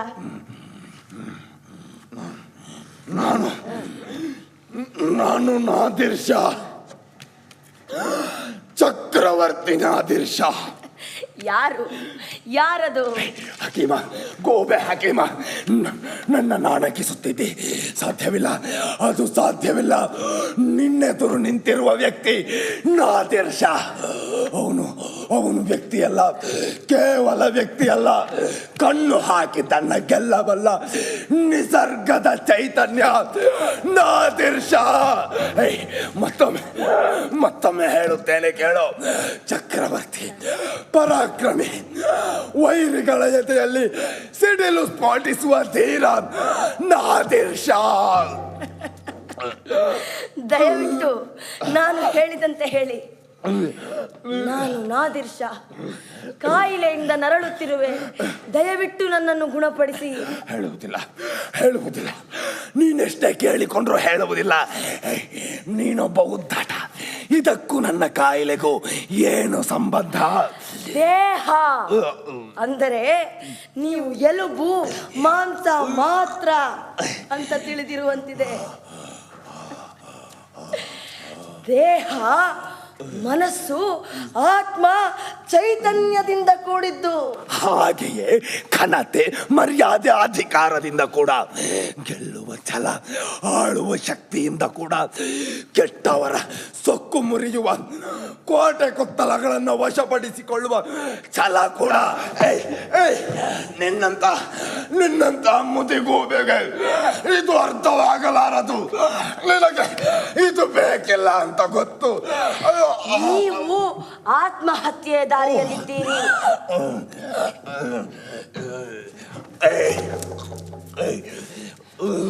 ನಿಮಗೆ ಕಾಯಿಲೆ ಗುಣಪಡಿಸಿಕೊಳ್ಳುವ ಇಷ್ಟವಿಲ್ಲ. ಮನುಷ್ಯರೊಂದಿಗೆ ಮನುಷ್ಯರಂತೆ ಮಾತನಾಡುವ ಶಕ್ತಿ ಕೂಡ ಇಲ್ಲ. ನಾನು ಹೀಗೆ ಹೇಳುತ್ತಿದ್ದೇನೆಂದು ತಪ್ಪು ತಿಳಿಯಬೇಡಿ. ನಾನೊಬ್ಬ ಬಡ ಹಕೀಮ. ನನ್ನ ಮಕ್ಕಳು ಕೂಡ ನನ್ನ ವರಮಾನವನ್ನು ಅವಲಂಬಿಸಿಲ್ಲ. ನೀವು ನನ್ನನ್ನು ಗೂಬೆ ಎಂದಿರಿ, ಹದ್ದು ಎಂದಿರಿ. ನನ್ನನ್ನು ಬಡ ರೋಗಿಗಳು ಯಾರೂ ಹೀಗೆ ಕರೆದಿರಲಿಲ್ಲ. ನೀವು ಆಡುವುದನ್ನು ನೋಡಿದರೆ ದೊಡ್ಡ ಮನುಷ್ಯರೇ ಇರಬೇಕು. ನಿನ್ನಲ್ಲಿ ಕರೆಸಿದವರು ಯಾರು? ಯಾವನಾದರೂ ಇರಲಿ, ನಾದಿರ್ ಶಾ ದೇಹ ಗಟ್ಟಿ. ಒಬ್ಬ ಚಿಲ್ಲರೆ ಹಕೀಮನಿಂದ ಅವಮಾನ ಸಹಿಸುವುದಿಲ್ಲ. ಸರಿ, ಬರ್ತೇನೆ.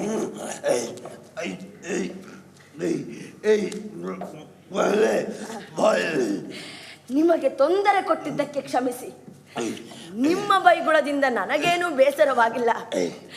ನೀವು ನನ್ನ ಮಗನ ತರಹ. ಅಲ್ಲದೆ ರೋಗಿಗಳ ವರ್ತನೆಯಿಂದ ನಾನೆಂದೂ ಬೇಸರಗೊಂಡಿಲ್ಲ. ಬರ್ತೇನೆ. ಅಲ್ಲಾಹು ನಿಮಗೆ ಒಳ್ಳೆಯದು ಮಾಡಲಿ.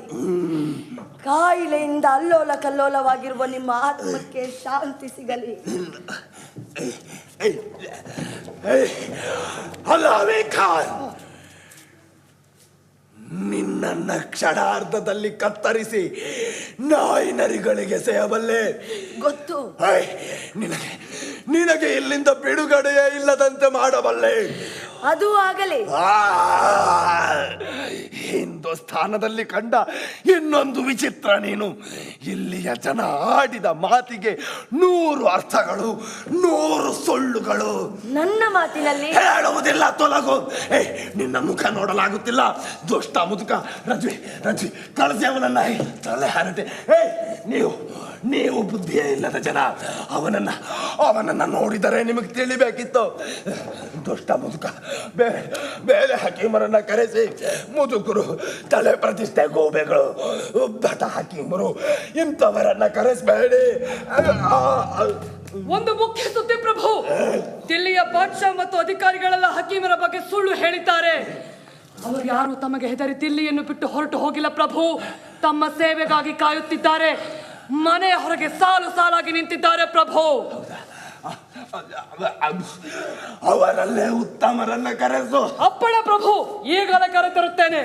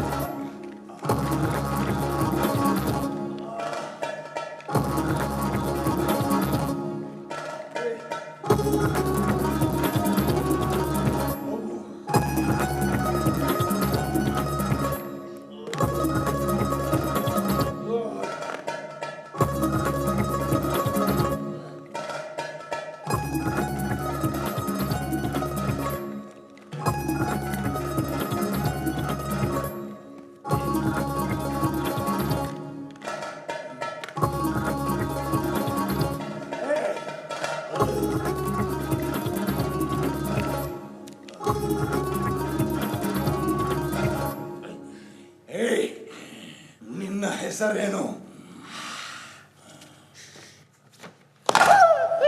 ನಿನಗೆ ಬಾಯಿಲ್ವಾ? ಹೆಸರನ್ನ ಬಗಳು.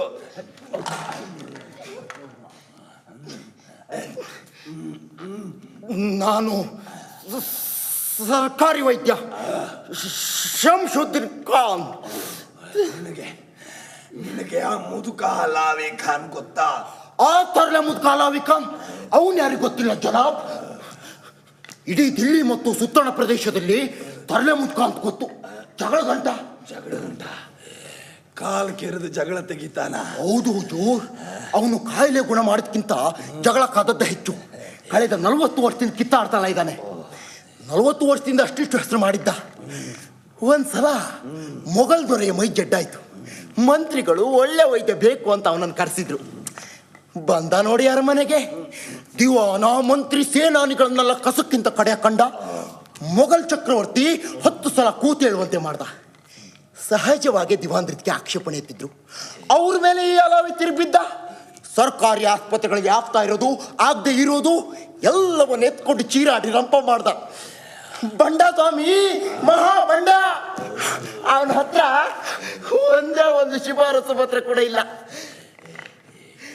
ಒಬ್ಬನೊಬ್ಬ ಮಂತ್ರಿ ಅವನ ಮೂತಿ ಕೂಡ ನೋಡಲ್ಲ. ಕಚಡ ಮನುಷ್ಯ. ನೀನು ತುಂಬಾ ಒಳ್ಳೆಯವರ ಕಾಣುತ್ತೆ. ಹೇಳು, ನಮ್ಮ ಬಗ್ಗೆ ಜನ ಏನ್ ಅನ್ಕೊಳ್ತಿದ್ದಾರೆ? ತಾವು ಮರುಭೂಮಿಗೆ ಮಳೆಯಂತೆ ಬಂದಿರಿ.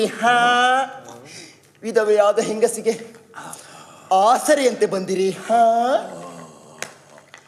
ಇಲ್ಲಿಯ ಕುಟಿಲತೆ ಮತ್ತು ಕುತಂತ್ರಗಳನ್ನೆಲ್ಲ ಬೇಯಿಸಿದಿರಿ. ಇಲ್ಲಿಯ ದಿವಾನ್ರಾಗಿದ್ದ ಸಾದತ್ ಖಾನ್ ಮತ್ತು ನಿಜಾಮುಲ್ ಮುಲ್ಕ್ ತಮ್ಮ ಅಮೃತಾಸ್ತ್ರದಿಂದ ಹತರಾದ್ರು. ನಮ್ಮ ಮೊಘಲ್ ಪ್ರಭು ನಜರುದ್ದೀನ್ ಶಾ ಮಾಡೋದಕ್ಕೆ ಆಗದನ್ನ ತಾವು ಮಿಂಚಿನಂತೆ ಮಾಡಿದ್ರಿ. ಆ ದಿವಾನ್ರಿಬ್ರು ಈ ದೇಶದ ಹುಣ್ಣುಗಳಂತಿದ್ರು.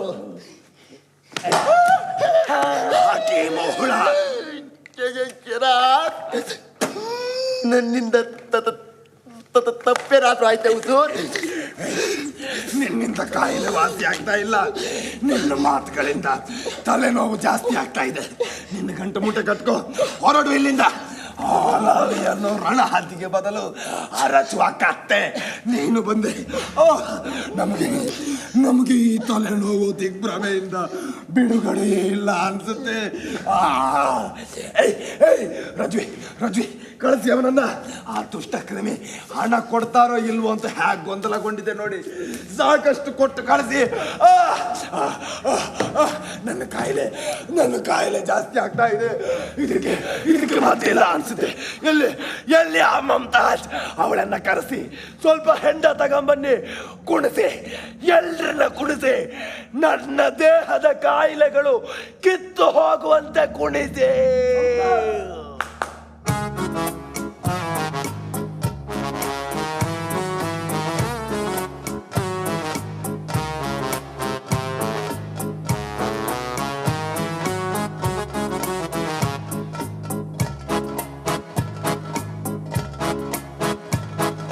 ಪ್ರೇಮಕ್ಕೆ ಸೋಲಿಲ್ಲ, ದಾಹಕ್ಕೆ ಕೊನೆಯಿಲ್ಲ, ಸಕ್ಕರೆಯನ್ನು ಕಹಿಯಲ್ಲ.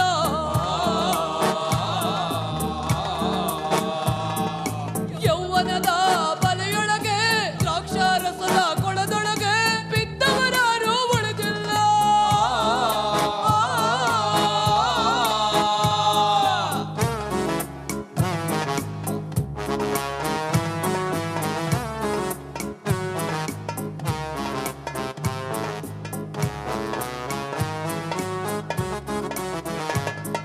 ಕಡಲೊಳಗೆ ಕಲ್ಲಿಲ್ಲ, ಮರುಭೂಮಿಯಲ್ಲಿ ನೀರಿಲ್ಲ, ಸ್ವರ್ಗದ ದಾರಿ ತಿಳಿದಿಲ್ಲ.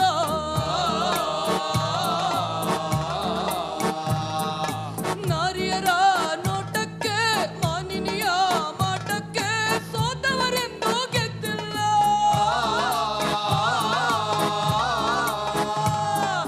ಸೋತವರೆಂದು ಗೆದ್ದಿಲ್ಲ, ಸೋತವರೆಂದು ಗೆದ್ದಿಲ್ಲ, ಸೋತವರೆಂದು ಗೆದ್ದಿಲ್ಲ, ಸೋತವರೆಂದು ಗೆದ್ದಿಲ್ಲ, ಸೋತವರೆಂದು ಗೆದ್ದಿಲ್ಲ, ಸೋತವರೆಂದು ಗೆದ್ದಿಲ್ಲ. ನಿಲ್ಸು. ಹೋಗು, ದಯವಿಟ್ಟು ಇಲ್ಲಿಂದ ತೊಲಗು. ನೀನು ಹುಟ್ಟೇ ಇಲ್ಲ ಎನ್ನುವಂತೆ ಮಾಯವಾಗಿ ಹೋಗು. ರಜುವೆ, ಇದ್ದೇನೆ ಸ್ವಾಮಿ. ಈಗ ನನಗೆ ನಮ್ಮ ಕಾಯಿಲೆ ಗುಟ್ಟು ಗೊತ್ತಾಯ್ತು. ಇದನ್ನ ಹೇಗೆ ಸರಿಪಡಿಸ್ಕೊಳ್ಬೇಕು ಅಂತ ತಿಳಿಯಿತು. ಸಂತೋಷ ಪ್ರಭು. ಆ ಮುದುಕ ಅಲಾವಿ ಖಾನ್ನಿಂದ ನಮಗೆ ಅವಮಾನವಾಗಿದೆ. ಈ ದಿಲ್ಲಿ ನಮಗೆ ಅವಮಾನ, ತೇಜೋವಧೆ, ಕಿರಿಕಿರಿ ಮಾಡಿದ್ದಕ್ಕಿಂತ ಹೆಚ್ಚಿನ ಅವಮಾನ ಮಾಡಿದ್ದಾನೆ. ಅವನು ಎಲ್ಲಿದ್ರು ಕರೆಸಿ ಸಿಗಿದು ತೋರಣ ಕಟ್ಟಬೇಕು. ಅವನನ್ನ ಕೂಡ್ಲೇ ಹಿಡ್ಕೊಂಬನ್ನಿ.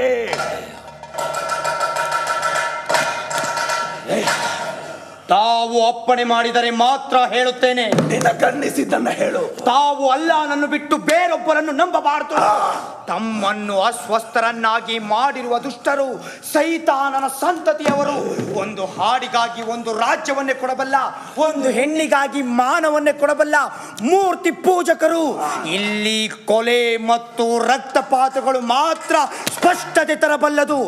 ನಿಮ್ಮ ಎದೆ ಮೆತ್ತಗಾದೊಡನೆ ಇಲ್ಲಿಯ ಸಾಂಕ್ರಾಮಿಕ ಕ್ರಿಮಿಗಳು ಮುತ್ತಿಕೊಳ್ತವೆ. ದಯವಿಟ್ಟು ಸುಮ್ಮನಿರಿ. ನೀನು ಹೆಚ್ಚು ಮಾತಾಡಿದ್ರೆ ನಿನ್ನ ಕಾಯಿಲೆ ಕುರಿತು ಹೇಳಬೇಕಾಗುತ್ತೆ. ಇಲ್ಲಿಂದ ತೊಲಗು. ರಕ್ತ ಸುರಿಸಬೇಕು, ರಕ್ತ ರಕ್ತ ರಕ್ತ ಸುರಿಸಬೇಕು.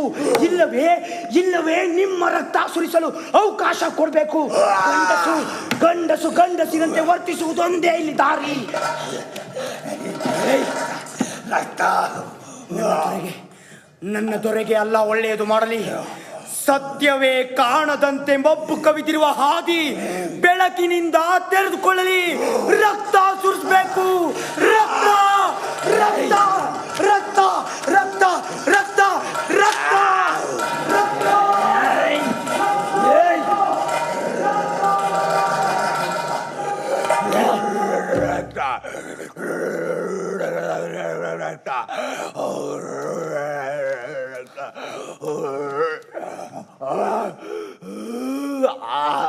ಆ ತಲೆಹರಟೆ ಮುದುಕನಿಗಾಗಿ ಹುಡುಕುತ್ತಿದ್ದಾರೆ ಪ್ರಭು. ರಜ್ವಿ ಪ್ರಭು, ತನ್ವೀರ್ನ ಕಂಡ್ರೆ ಯಾಕೆ ರೇಗ್ತೀರಿ ರಜ್ವಿ?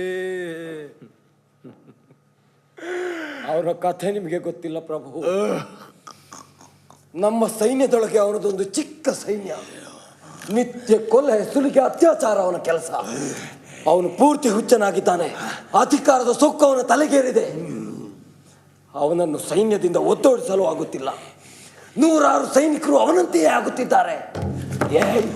ಹಕೀಮ್ ಅಲಾವಿ ಖಾನ್ ಸಿಗುತ್ತಿಲ್ಲ ಪ್ರಭು, ಅವನಿಗಾಗಿ ಹುಡುಕುತ್ತಲೇ ಇದ್ದೇವೆ.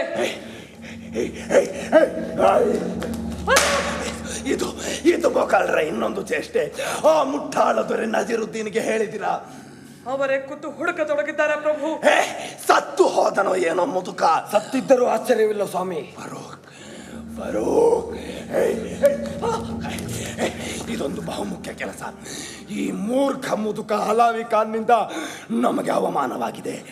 ಉದ್ದಟ ಮಾತಾಡಿ ತಲೆ ತಪ್ಪಿಸಿಕೊಂಡು ಹೋಗಿದ್ದಾನೆ. ಅವನು ಎಲ್ಲಿದ್ರೂ ಹುಡುಕ್ಬೇಕು. ಬರೀ ಹುಡುಕಾಟದಿಂದ ಏನೂ ಆಗ್ಲಿಕ್ಕಿಲ್ಲ.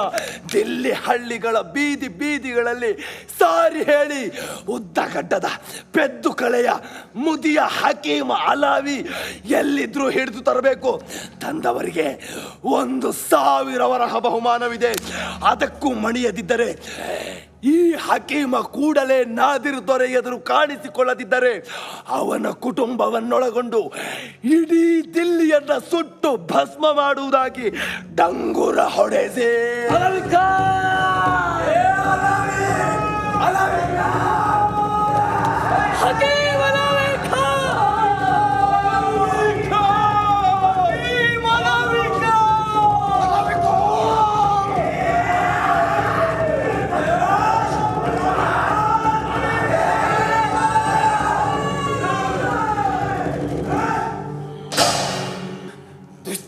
ದುಷ್ಟ ಹಕೀಮ್ ಅಲಾವಿ ತಲೆಮರೆಸಿಕೊಂಡು ನಿರ್ಮಲವಾಗಿರಬಹುದು ಅಂದ್ಕೊಂಡಿದ್ದೆ. ಅದು ಸಾಧ್ಯವಿಲ್ಲವೆಂದು ನಿನ್ನ ಮೂರ್ಖ ತಲೆಗೆ ಹೊಳೆದು ಬಂದಿದ್ದೀಯಾ?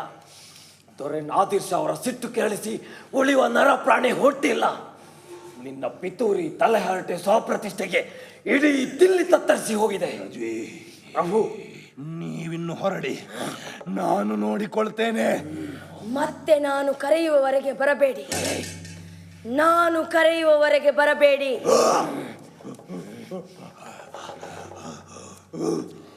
ನಾನು ಅಪವಾದವನ್ನೇನು ಮಾಡಿದ ಹಾಗಿಲ್ಲ. ಆದರೂ ದಿಲ್ಲಿಯ ಎಲ್ಲ ರಸ್ತೆಗಳಲ್ಲಿ ಕೆಟ್ಟ ರೀತಿಯಲ್ಲಿ ನನಗಾಗಿ ನಿಮ್ಮ ಜನ ಕೂಗಿದ್ದಾರೆ, ಅನಾಗರಿಕ ರೀತಿಯಲ್ಲಿ ಅರಚಿದ್ದಾರೆ. ನಾನು ಸಿಕ್ಕಿದಲ್ಲಿ ನನ್ನ ದಸ್ತಗಿರಿ ಮಾಡಬೇಕೆಂದು ಹೇಳಿದ್ದಾರೆ. ಸಿಕ್ಕದಿದ್ದರೆ ನನ್ನ ಕುಟುಂಬವನ್ನ, ನನ್ನ ಮಕ್ಕಳನ್ನ ಕೊಲ್ಲಬೇಕೆಂದು ಆಜ್ಞೆ ಹೊರಡಿಸಲಾಗಿದೆ. ಹಿಂದೂಸ್ತಾನದಲ್ಲಿ ಇಂಥ ಮಾತನ್ನು ನಾನು ಕೇಳಿರುವುದು ಇದೇ ಮೊದಲು. ನಿಮ್ಮಿಂದ ಇದಕ್ಕೆ ವಿವರಣೆ ಪಡೆಯುವುದು ನನ್ನ ಹಕ್ಕು ಎಂದು ತಿಳಿದಿದ್ದೇನೆ. ಗುಲಾಮರಿಗೆ ಯಾವ ಹಕ್ಕು ಇರುವುದಿಲ್ಲ. ನಿನ್ನನ್ನ ಎಲ್ಲಿ ಕರೆಸಿದ್ದೇಕೆಂದು ನಿನಗೆ ಗೊತ್ತಿಲ್ಲ. ಜನ ನನ್ನನ್ನು ಕರೆಯುವುದು ಒಂದೇ ಕಾರಣಕ್ಕೆ, ಕಾಯಿಲೆ ಗುಣಪಡಿಸುವುದಕ್ಕೆ.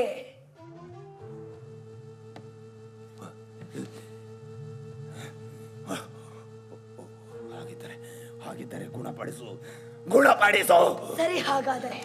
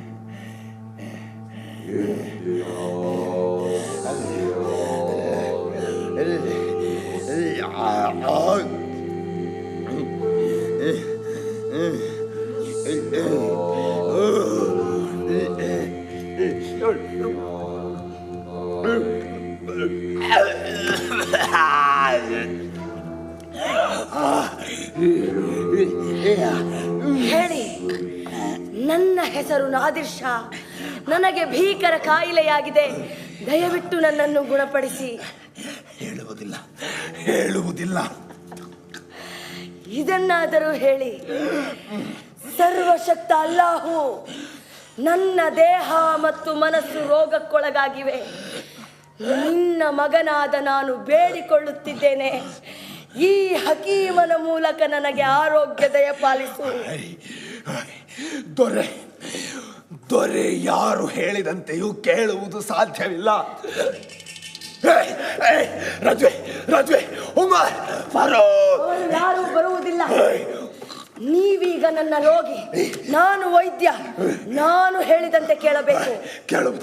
ಕೇಳುವುದಿಲ್ಲ. ನಿನ್ನನ್ನು ಕೊಚ್ಚಿ ಹಾಕ್ತೇನೆ. ದೇವರೇ, ಮನುಷ್ಯನನ್ನು ಏಕಿಷ್ಟು ಕ್ಲಿಷ್ಟ ವಸ್ತುವನ್ನಾಗಿ ಸೃಷ್ಟಿಸಿದೆ? ಅವನ ಸೆರೆಮನೆಗಳೇ ಅವನಿಗೆ ಗೊತ್ತಿಲ್ಲ. ಕಗ್ಗತ್ತಲ ಕಾರಾಗೃಹದಿಂದ ಇನ್ನೂ ಕಗ್ಗತ್ತಲನ್ನುಳ್ಳ ಜಗತ್ತಿಗೆ ಅವನನ್ನು ತಳ್ಳಿದೆ. ಇಲ್ಲಿ ನೆನಪಿನ ಕಾರಾಗೃಹ, ನೋವಿನ ಕಾರಾಗೃಹ, ಅಹಂಕಾರದ ಕಾರಾಗೃಹ. ದೇಹವೆಂಬ ಪಂಚೇಂದ್ರಿಯಗಳ ಕೋಟ್ಯಂತರ ನರಗಳ ಅಸಂಖ್ಯಾತ ನೆನಪುಗಳ ಕಾರಾಗೃಹ. ತಪ್ಪಿಸಿಕೊಳ್ಳಲು ದಾರಿಗಳೇ ಇಲ್ಲದ ಈ ಶರೀರ ಕಾರಾಗೃಹದಲ್ಲಿ ನಾಶವಾಗುತ್ತಿದ್ದರು. ಎಲ್ಲರನ್ನೂ ಆಳುವ, ಹತ್ತಿಕ್ಕುವ, ಕೊಲ್ಲುವ ಧಿಮಾಕು. ದೇವರೇ, ಮನುಷ್ಯನೆಂಬ ಈ ಅಪ್ರಾಮಾಣಿಕ ಅಸಹಾಯಕ ಜಂತುವಿನ ಮೇಲೆ ನಿನಗೆ ಕರುಣೆಯೇ ಇಲ್ಲವೇ? ಅದೇನು ನೀನು ಹೇಳ್ತಿರೋದು? ಸರ್ವಶಕ್ತ ಅಲ್ಲಾಹುವಿಗೆ ಪ್ರಾರ್ಥನೆ ಸಲ್ಲಿಸಿದೆ. ಬೇಕಿಲ್ಲ. ನಿನ್ನಿಂದ ಅಲ್ಲಾಹುವಿಗೆ ನನ್ನ ಪರವಾಗಿ ಪ್ರಾರ್ಥನೆ ಹೋಗುವುದು ಬೇಕಿಲ್ಲ. ನಿನ್ನ ಉದ್ದಟತನ ಸಾಕು ಮಾಡು. ಅಲ್ಲಾಹು ನನ್ನೊಂದಿಗಿದ್ದಾನೆ. ಅವನ ಹೆಸರಲ್ಲೇ ಇಡೀ ದಿಲ್ಲಿಯನ್ನ ಕತ್ತರಿಸಿ ಹಾಕಿದ್ದೇನೆ. ನಿನ್ನನ್ನ ಕೊಚ್ಚಿ ಹಾಕಲು ಕರೆಸಿದೆ. ಯಾಕೆ ಹೀಗೆ ಮಾತಾಡ್ತಿದ್ದೇನೆ? ನನ್ನಲ್ಲಿ ಯಾವ ಷಂಡತ್ವ ಹೀಗೆ ಮಾತಾಡಿಸ್ತಿದೆ? ಸಾವಿಗೆ ಹೆದರದ ನಾನು ಒಬ್ಬ ಚಿಲ್ಲರೆ ಹಕೀಮನೆದುರು ಯಾಕೆ ರಾಜಿ ಮಾಡಿಕೊಳ್ತಿದ್ದೇನೆ? ತನ್ವೀರ್ ಕೂಡ ನೀವು ಆರಾಧಿಸುವ ಅಲ್ಲಾಹುನನ್ನೇ ನಂಬುತ್ತಾನೆ. ರಕ್ತ ಕಾಣದೆ ಇದ್ದ ದಿನ ಹುಚ್ಚನಾಗಿ ಬಡಬಡಿಸುತ್ತಾನೆ. ಅವನ ಕೃತ್ಯಗಳ ಬಗ್ಗೆ ನೊಂದ ಜನ ನನಗೆ ಹೇಳಿದರು. ತಮಗೆ ಒಪ್ಪಿಸಲೇ? ಬೇಕಿಲ್ಲ. ನನ್ನ ವೈದ್ಯಕೀಯ ಕೂಡ ಬೇಡವೇ? ಬೇಕಿಲ್ಲ. ಹಾಗಾದರೆ ನಾನು ಹೋಗಲೇ? ಬೇಡ. ಕಾಡು ಹರಟೆ ನನಗೆ ಬೇಕಿಲ್ಲ. ವ್ಯರ್ಥವಾಗಿ ಇಲ್ಲಿದ್ದು ವೇಳೆ ಕಳೆಯಲಾರೆ. ದಯವಿಟ್ಟು ಸಹಕರಿಸಿ. ನಿಮ್ಮ ಕಾಯಿಲೆ ನನಗೆ ಸವಾಲು.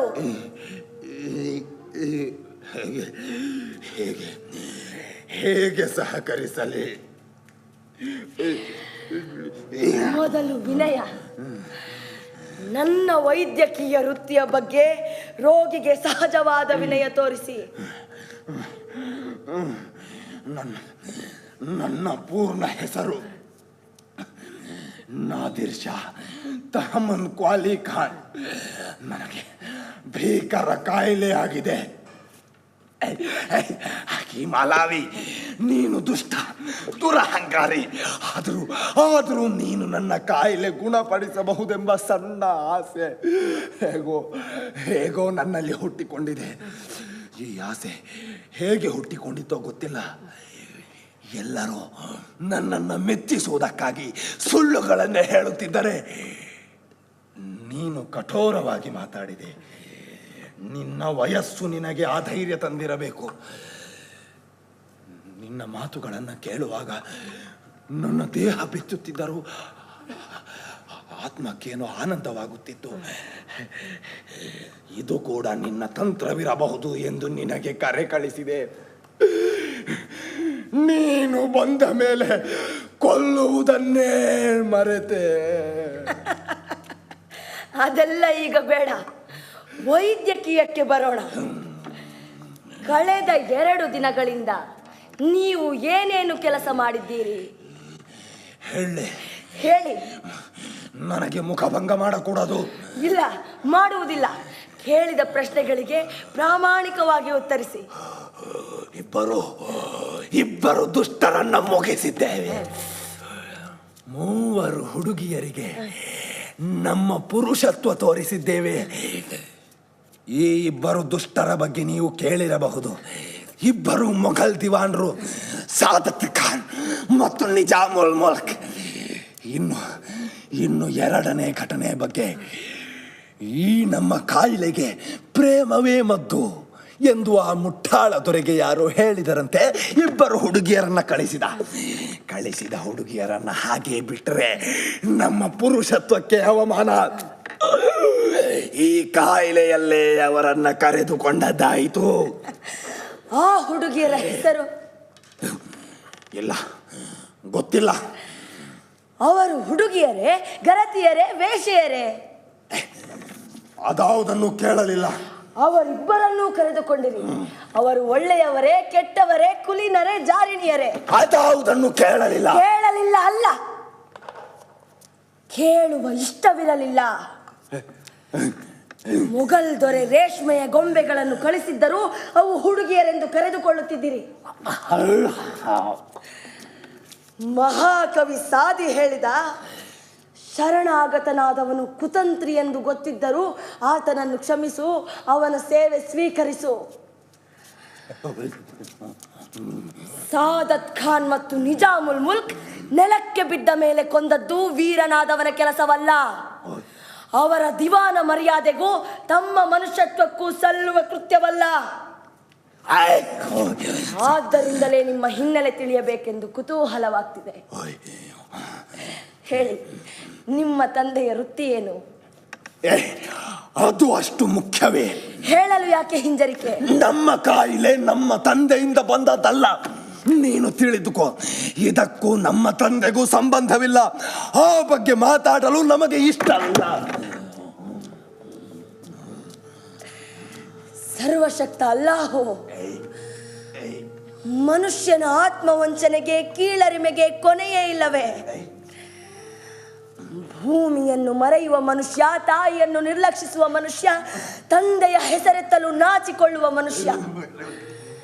ಎಷ್ಟು ಮದರಾಸಗಳು, ಎಷ್ಟು ಶೋಧನೆಗಳು, ಎಷ್ಟು ಬೃಹತ್ ಗ್ರಂಥಗಳು, ಎಷ್ಟು ಜನ ಸಂತರು ಬಂದರು. ಮನುಷ್ಯನೇಕೆ ಭೀಕರ ವ್ಯಸನದಲ್ಲಿ, ಅಜ್ಞಾನದಲ್ಲಿ ಸಿಕ್ಕಿ ಹಾಕಿಕೊಂಡಿದ್ದಾನೆ? ಅಲ್ಲಾಹುವೇ, ವಸಂತದಲ್ಲಿ ಪ್ರಜ್ವಲಿಸುವ ಗಿಡಮರಗಳ ಚಂದ ಕೂಡ ಇಲ್ಲದರ ಮನುಷ್ಯನೇಕೆ ಕ್ರಮೇಣ ಕುರೂಪಿಯಾಗುತ್ತಿದ್ದಾನೆ, ಸ್ಮಶಾನವಾಗುತ್ತಿದ್ದಾನೆ? ಕೇಳು ಕೇಳು, ವೃಥ ನಿಂದಿಸಬೇಡ.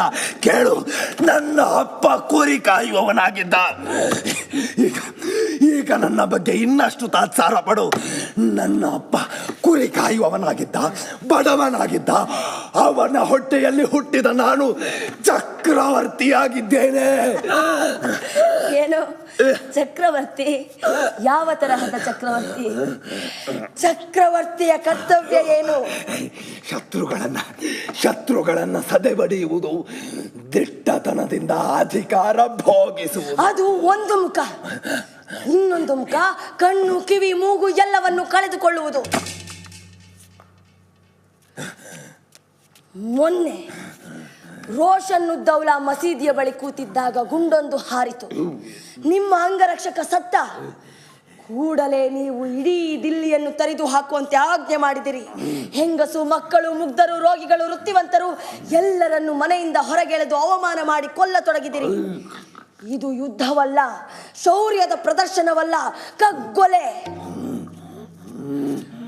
ಕೃಷ್ಣ ಎಂಬ ಹುಡುಗ, ಅವನನ್ನು ಶನಿವಾರ ಪೇಟೆಯ ಅಂಗಡಿಯಿಂದ ಕರೆತಂದರು, ಕೊತ್ಯಾಲಿಯಲ್ಲಿ ಕೂಡಿದರು.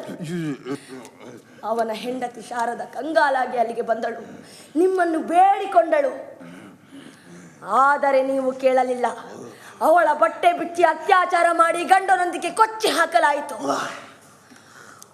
ಆಕೆ ನಿಮಗೆ ಹೇಳಿದ್ದೇನು ನೆನಪಿದೆಯೇ? ಇಲ್ಲ, ನೆನಪಾಗುತ್ತಿಲ್ಲ. ಕಿವುಡ, ನಿನ್ನ ಕಿವಿಯಿಂದ ಈ ನಿನ್ನ ಕಾಯಿಲೆ ಶುರುವಾಗಿದೆ. ಆಕೆಯ ಸದ್ದು ಮಾತ್ರ ಕೇಳಿದ್ದಿ, ಆಕೆ ಹೇಳಿದ್ದು ಅರ್ಥ ಮಾಡಿಕೊಂಡಿಲ್ಲ. ಆ ಮುಗ್ಧ ಹುಡುಗಿಯು ಹೇಳಿದ್ದು ಇದು: ನನ್ನ ಗಂಡನಿಗೂ ರಾಜರ ವೈಷಮ್ಯಕ್ಕೂ ಸಂಬಂಧವಿಲ್ಲ. ನನ್ನ ಗಂಡ ಚಿನಿವಾರ ಅಂಗಡಿಯ ಕೆಲಸಗಾರ ಮಾತ್ರ. ನಾವು ಬಡವರು, ಒಳ್ಳೆಯವರು. ನಮಗಿರುವ ಒಂದೇ ಆಸ್ತಿ ನಮ್ಮ ಜೀವ ಮತ್ತು ಮಾನ. ನಾವು ಯಾರಿಗೂ ಕೇಡು ಮಾಡಿಲ್ಲ. ನನ್ನ ಗಂಡನನ್ನು ಕೊಲ್ಲಬೇಡಿ, ಕೊಂದರೆ ನಿಮ್ಮ ನೆಮ್ಮದಿ ಉಳಿಯಲಿಕ್ಕಿಲ್ಲ. ನಿನಗೆ ಯುದ್ಧ, ರಾಜ್ಯಭಾರ, ಜನ ಒಂದೂ ಗೊತ್ತಿಲ್ಲ. ನನಗೆ ಗೊತ್ತಿಲ್ಲ. ಆದರೆ ಇದರಿಂದೆಲ್ಲ ಕಾಯಿಲೆ ಹಿಡಿದು ಬರುವವರು ಮಾತ್ರ ನನಗೆ ಗೊತ್ತು. ರೋಗಿಗಳು ಸೃಷ್ಟಿಯಾಗುವುದು ಬಲ್ಲೆ. ಇದರಿಂದ ಕಾಯಿಲೆ ಆಗಲಾರದು. ಅದು ಮೂಢನಂಬಿಕೆ. ಯಾವುದು ಮೂಢನಂಬಿಕೆ? ಯಾವುದು ಮೂಢನಂಬಿಕೆ? ಒಳೆತು ಕಬ್ಬು ನಾರುತ್ತಿರುವ ಹಿಂದೂಸ್ಥಾನಕ್ಕೆ ಬಂದು ಜಯಶಾಲಿ ಆಗುವುದೇ? ಅಲ್ಲ ಅಲ್ಲ, ಇದಕ್ಕೆಲ್ಲ ಒಂದು ಕಥೆ ಇದೆ. ನೀನು ತಿಳಿದಿರುವಷ್ಟು ಸುಲಭವಲ್ಲ. ಹೇಳುತ್ತೇನೆ ಕೇಳು.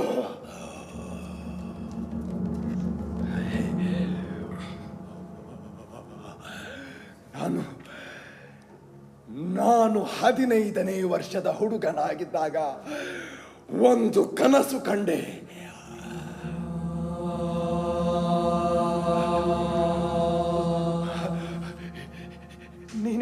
ನೀನೇ ಹೆಸರಿಸಿದ ಕವಿ ದ್ರಷ್ಟಾರ ಶೇಖ್ ಸಾದಿ ಕನಸಿನಲ್ಲಿ ಬಂದು ಹೇಳಿದ, ಹೋಗು, ಹಿಂದೂಸ್ಥಾನದತ್ತ ಹೋಗು, ಅದು ನಿನ್ನದಾಗುತ್ತದೆ.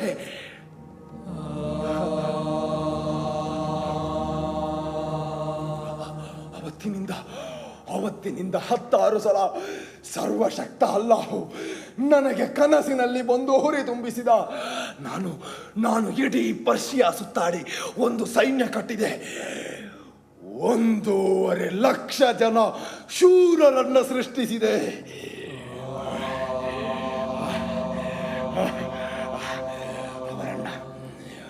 ಅವರನ್ನ ಹಿಂದೂಸ್ಥಾನದತ್ತ ನಡೆಸಿ ದಿಲ್ಲಿಯನ್ನ ಗೆದ್ದು ಇಸ್ಲಾಂ ಸಾಮ್ರಾಜ್ಯವನ್ನ ರಕ್ಷಿಸಿದೆ.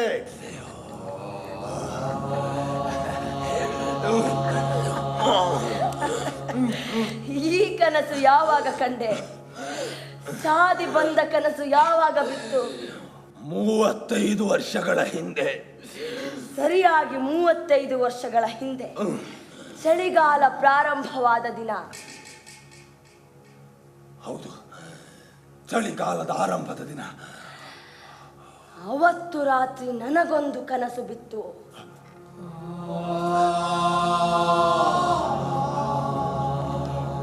ಹೌದಾ ಹಕೀಮ, ಹೇಳು, ನನಗೆ ಆಶ್ಚರ್ಯ. ದಿಲ್ಲಿಯ ಬಡ ಹಕೀಮ ನಾನು ಕನಸು ಕಂಡೆ.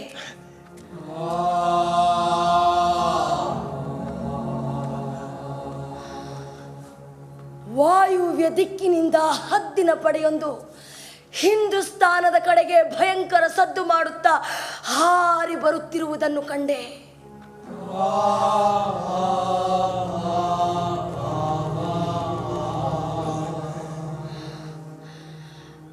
ಲಕ್ಷಾಂತರ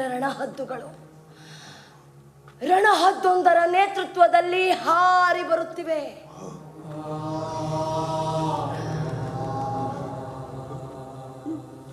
ಹಸಿದು ಹಾರಿ ಬರುತ್ತಿವೆ.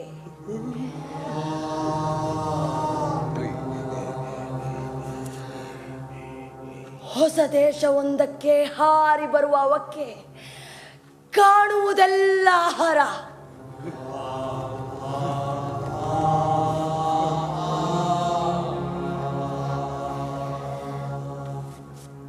ಅವಕ್ಕೆ ಜನಜೀವನ, ಸಂಸ್ಕೃತಿ, ಅಭಿರುಚಿ ಯಾವುದೂ ಗೊತ್ತಿಲ್ಲ. ಹಾರಿ ಬಂದ ಹದ್ದುಗಳು ಸಿಕ್ಕಿದ್ದನ್ನು ಕೊಲ್ಲತೊಡಗುತ್ತವೆ.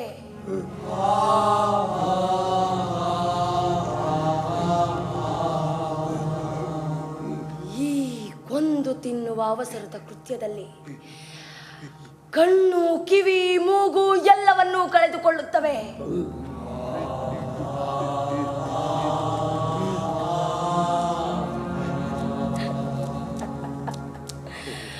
ಮೂವತ್ತೈದು ವರ್ಷದ ಹಿಂದಿನ ಕನಸು ಈಗ ನಿಜವಾಯಿತು. ಅಲ್ಲಾಹು ನಿನ್ನ ಕನಸಿನಲ್ಲಿ ಬಂದು ರಣಹದ್ದಾಗು ಎಂದು ಹೇಗೆ ಹೇಳಲು ಸಾಧ್ಯ? ಶಿರಾಜ್ನ ಮಹಾಕವಿ ಸಾದಿ, ಅಖಂಡ ಜ್ಞಾನಿಯಾದ ಸಾದಿ ನಿನಗೆ ಹದ್ದಾಗಿ ಆಕ್ರಮಿಸು ಎಂದು ಹೇಗೆ ಹೇಳಲು ಸಾಧ್ಯ? ಮುಗ್ಧ ಹುಡುಗಿ ಶಾರದೆಯನ್ನು ನೀನು ಕಂಡೇ ಗಮನಿಸಲಿಲ್ಲ. ಆಕೆಯ ಮಾತಿನ ಸದ್ದು ಕೇಳಿದೆ, ಅರ್ಥ ತಿಳಿಯಲಿಲ್ಲ. ಅವಳ ರೋದನ ಕೇಳಿದೆ, ಅವಳ ಆತ್ಮ ನಿನಗೆ ಅರ್ಥವಾಗಲಿಲ್ಲ. ಅವತ್ತೇ ನಿನ್ನ ಕಾಯಿಲೆ ಶುರುವಾಯಿತು. ನಿನ್ನ ಹೇಳಿಕೆಯ ಪ್ರಕಾರವೇ ನಿನಗೀಗ 50 ವರ್ಷ. ಅವು ಕೇವಲ ವರ್ಷಗಳು. ಅಲ್ಲಿ ನೀನು ನಿಜವಾಗಿ ನೋಡಿದ್ದಾಗಲಿ, ನಿಜವಾಗಿ ಕೇಳಿದ್ದಾಗಲಿ, ನಿಜವಾಗಿ ಅರ್ಥ ಮಾಡಿಕೊಂಡಿದ್ದಾಗಲಿ ಇಲ್ಲ. ಅಂದರೆ ನಿನ್ನ ಪಂಚೇಂದ್ರಿಯಗಳು ಕುಸಿದು ಹೋಗಿವೆ. ಯಾವುದು ನಿನ್ನ ಆತ್ಮಕ್ಕೆ ತಟ್ಟುತ್ತಿಲ್ಲ, ಚೇತನವನ್ನು ಸ್ಪರ್ಶಿಸುತ್ತಿಲ್ಲ. ಇದಕ್ಕೆ ಕಾರಣವನ್ನು ಆಗಲೇ ವಿವರಿಸಿದ್ದೇನೆ.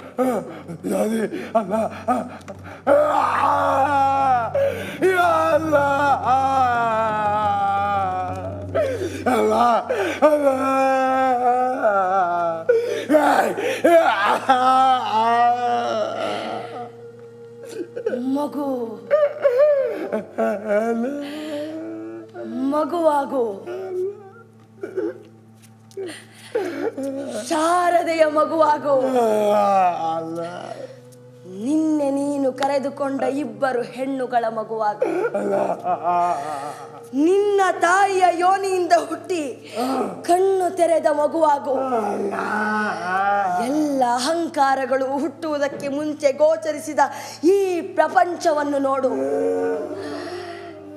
ಈ ಜಗತ್ತಲ್ಲಿ ನೀನು ಕಳೆದಿರುವ 50 ವರ್ಷಗಳ ಅಹಂಕಾರ, ಸ್ವಪ್ರತಿಷ್ಠೆಯ ಇನ್ನೊಂದು ಮುಖವನ್ನು ಅರ್ಥ ಮಾಡಿಕೋ.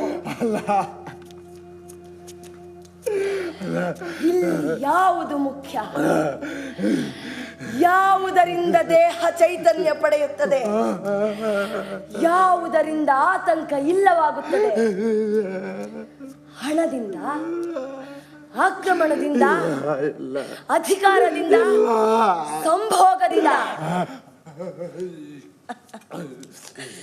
ಹೇಳು. ನಿನ್ನೆ ನೀನು ಕರೆದುಕೊಂಡ 2 ಹುಡುಗಿಯರ ಸಂಭೋಗ ನಿನಗೆ ನೀಡಿದ್ದು ಏನು? ಪ್ರೇಮವೇ? ಕಾಮವೇ? ಅಹಂಕಾರಕ್ಕೆ ಉತ್ತರವೇ? ಗೊತ್ತಿಲ್ಲ. ನಿನ್ನೆ ನೀನು ಮುಗಿಸಿದ 2 ಅಸಹಾಯಕ ದಿವಾನರ ಕೊಲೆಯಿಂದ ನಿನಗೆ ಸಿಕ್ಕಿದ್ದು ಏನು? ಕೃತಕೃತ್ಯ ಭಾವನೆಯೇ? ಆಕ್ರಮಣದ ಸಂತೋಷವೇ? ಗೊತ್ತಾಗುತ್ತಿಲ್ಲ. ಗೊತ್ತು ಮಾಡಿಕೊಳ್ಳಲು ಪ್ರಯತ್ನ.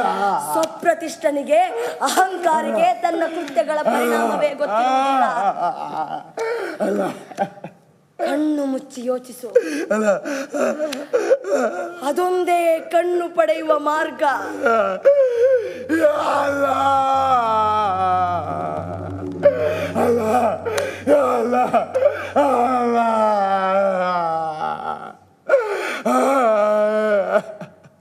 ನಾದೇ, ಚಕ್ರವರ್ತಿ ನಾದೇ, ಹೇಳು. ನಿನಗೆ ಜವಾಬ್ದಾರಿಗಳಿವೆ. ಎದ್ದೇಳು.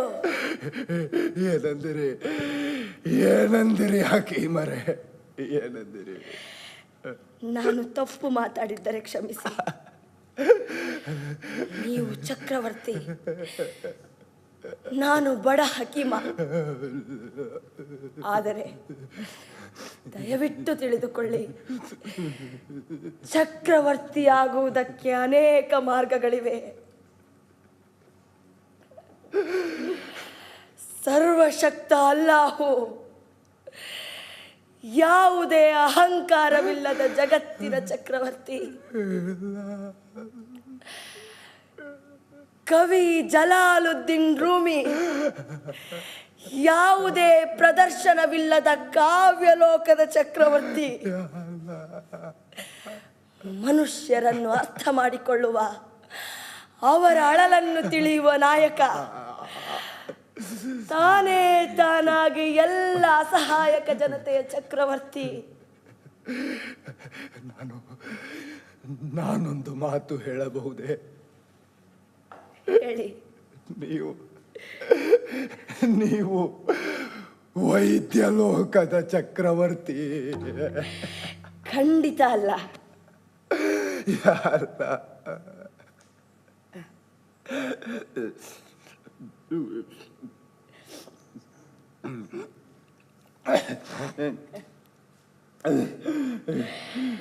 ನಿಮ್ಮನ್ನು ಅಚ್ಚರಿಗೊಳಿಸಲೇ? ದಯವಿಟ್ಟು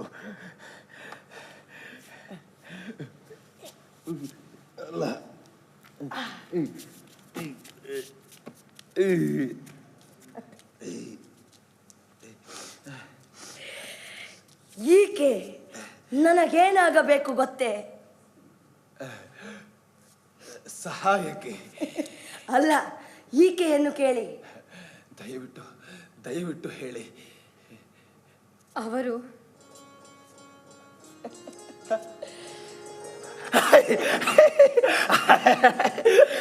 ಜೋರ್ತ ಹಕೀಮ, ಜೀವನದಲ್ಲಿ ಕಟ್ಟ ಕಡೆಗೆ ಯಾವುದು ಮುಖ್ಯ ತಿಳಿಯಿತೆ ದೊರೆ?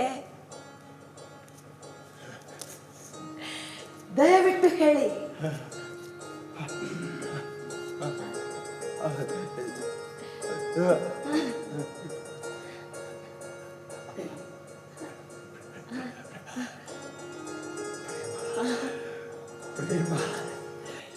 ಸುಲೇಮಾನ್ ತನ್ವೀರ್, ಇವನನ್ನ ಕೂಡಲೇ ಗಲ್ಲಿಗೇರಿಸಿ. ನಿಲ್ಲಿ.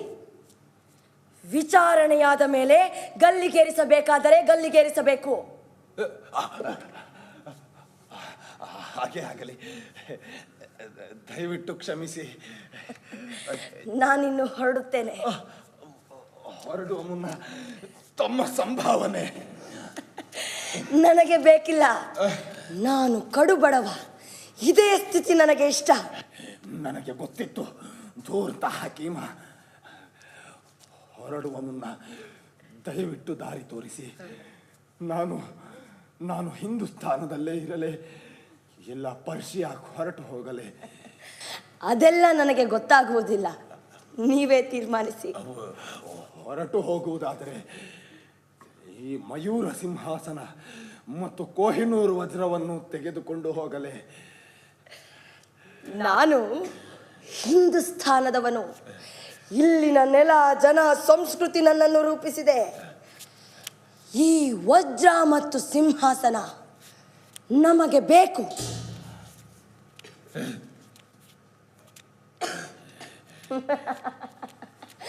ಆದರೆ ಈ ವಜ್ರ ಮತ್ತು ಸಿಂಹಾಸನ ನಿಮ್ಮೊಂದಿಗಿದ್ದರೆ ಒಳ್ಳೆಯದು. ಅವು ಇಲ್ಲಿನ ಕಷ್ಟದ ದಿನಗಳನ್ನು ನೆನಪಿಸುತ್ತವೆ. ಅಲ್ಲದೆ ನಮ್ಮ ಹಿಂದೂಸ್ತಾನದ ಮಹಾಕಾವ್ಯದಲ್ಲಿ ಒಂದು ಘಟನೆ ಬರುತ್ತದೆ. ಕಥೆಯ ನಾಯಕ ಧರ್ಮರಾಯ ಸ್ವರ್ಗಕ್ಕೆ ಹೋಗುವಾಗ ಅವರ ನಾಯಿ ಅವನನ್ನು ಹಿಂಬಾಲಿಸುತ್ತದೆ. ಅದು ಅವನ ವಾಸನೆ, ನೆನಪಿನ ಸಂಕೇತ. ಈಗ ನಾನು ಹೊರಡುವ ಮುನ್ನ ಅಲ್ಲಾಹುವಿಗೆ ಪ್ರಾರ್ಥನೆ ಸಲ್ಲಿಸುತ್ತೇನೆ.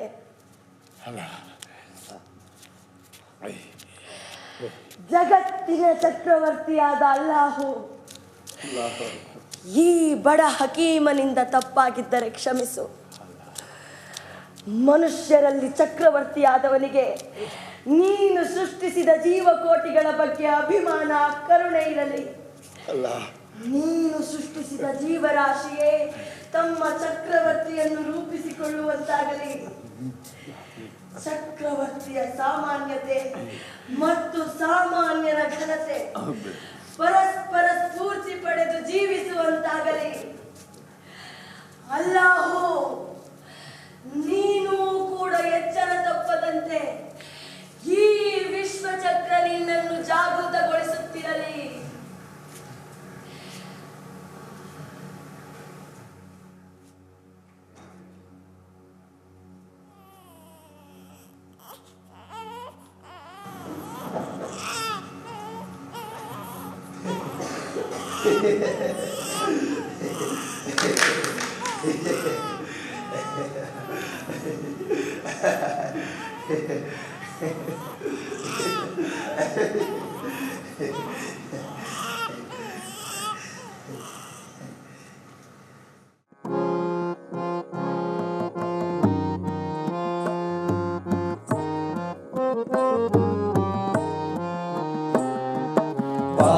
शांत भुवनेश्वर सुमनोहर सुवन सार पाहि शांत भुवनेश्वर सुमनोहर भुवन सार पापहार आनंद सार पापहार आनंद सार भय विदूर भव संहार भय विदूर भव संहार पाहि शांत भुवनेश्वर सुमनोहर भुवन सार गौरीनाथ शिव पावन नित्य ध्यान परिशोधन गौरीनाथ शिव पावन नित्य ध्यान परिशोधन देव देव अघनाशन देव देव अघनाशन शमधम विभु सौख्य सार शमधम विभु सौख्य सार शमधम विभु सौख्य सार पाहि शांत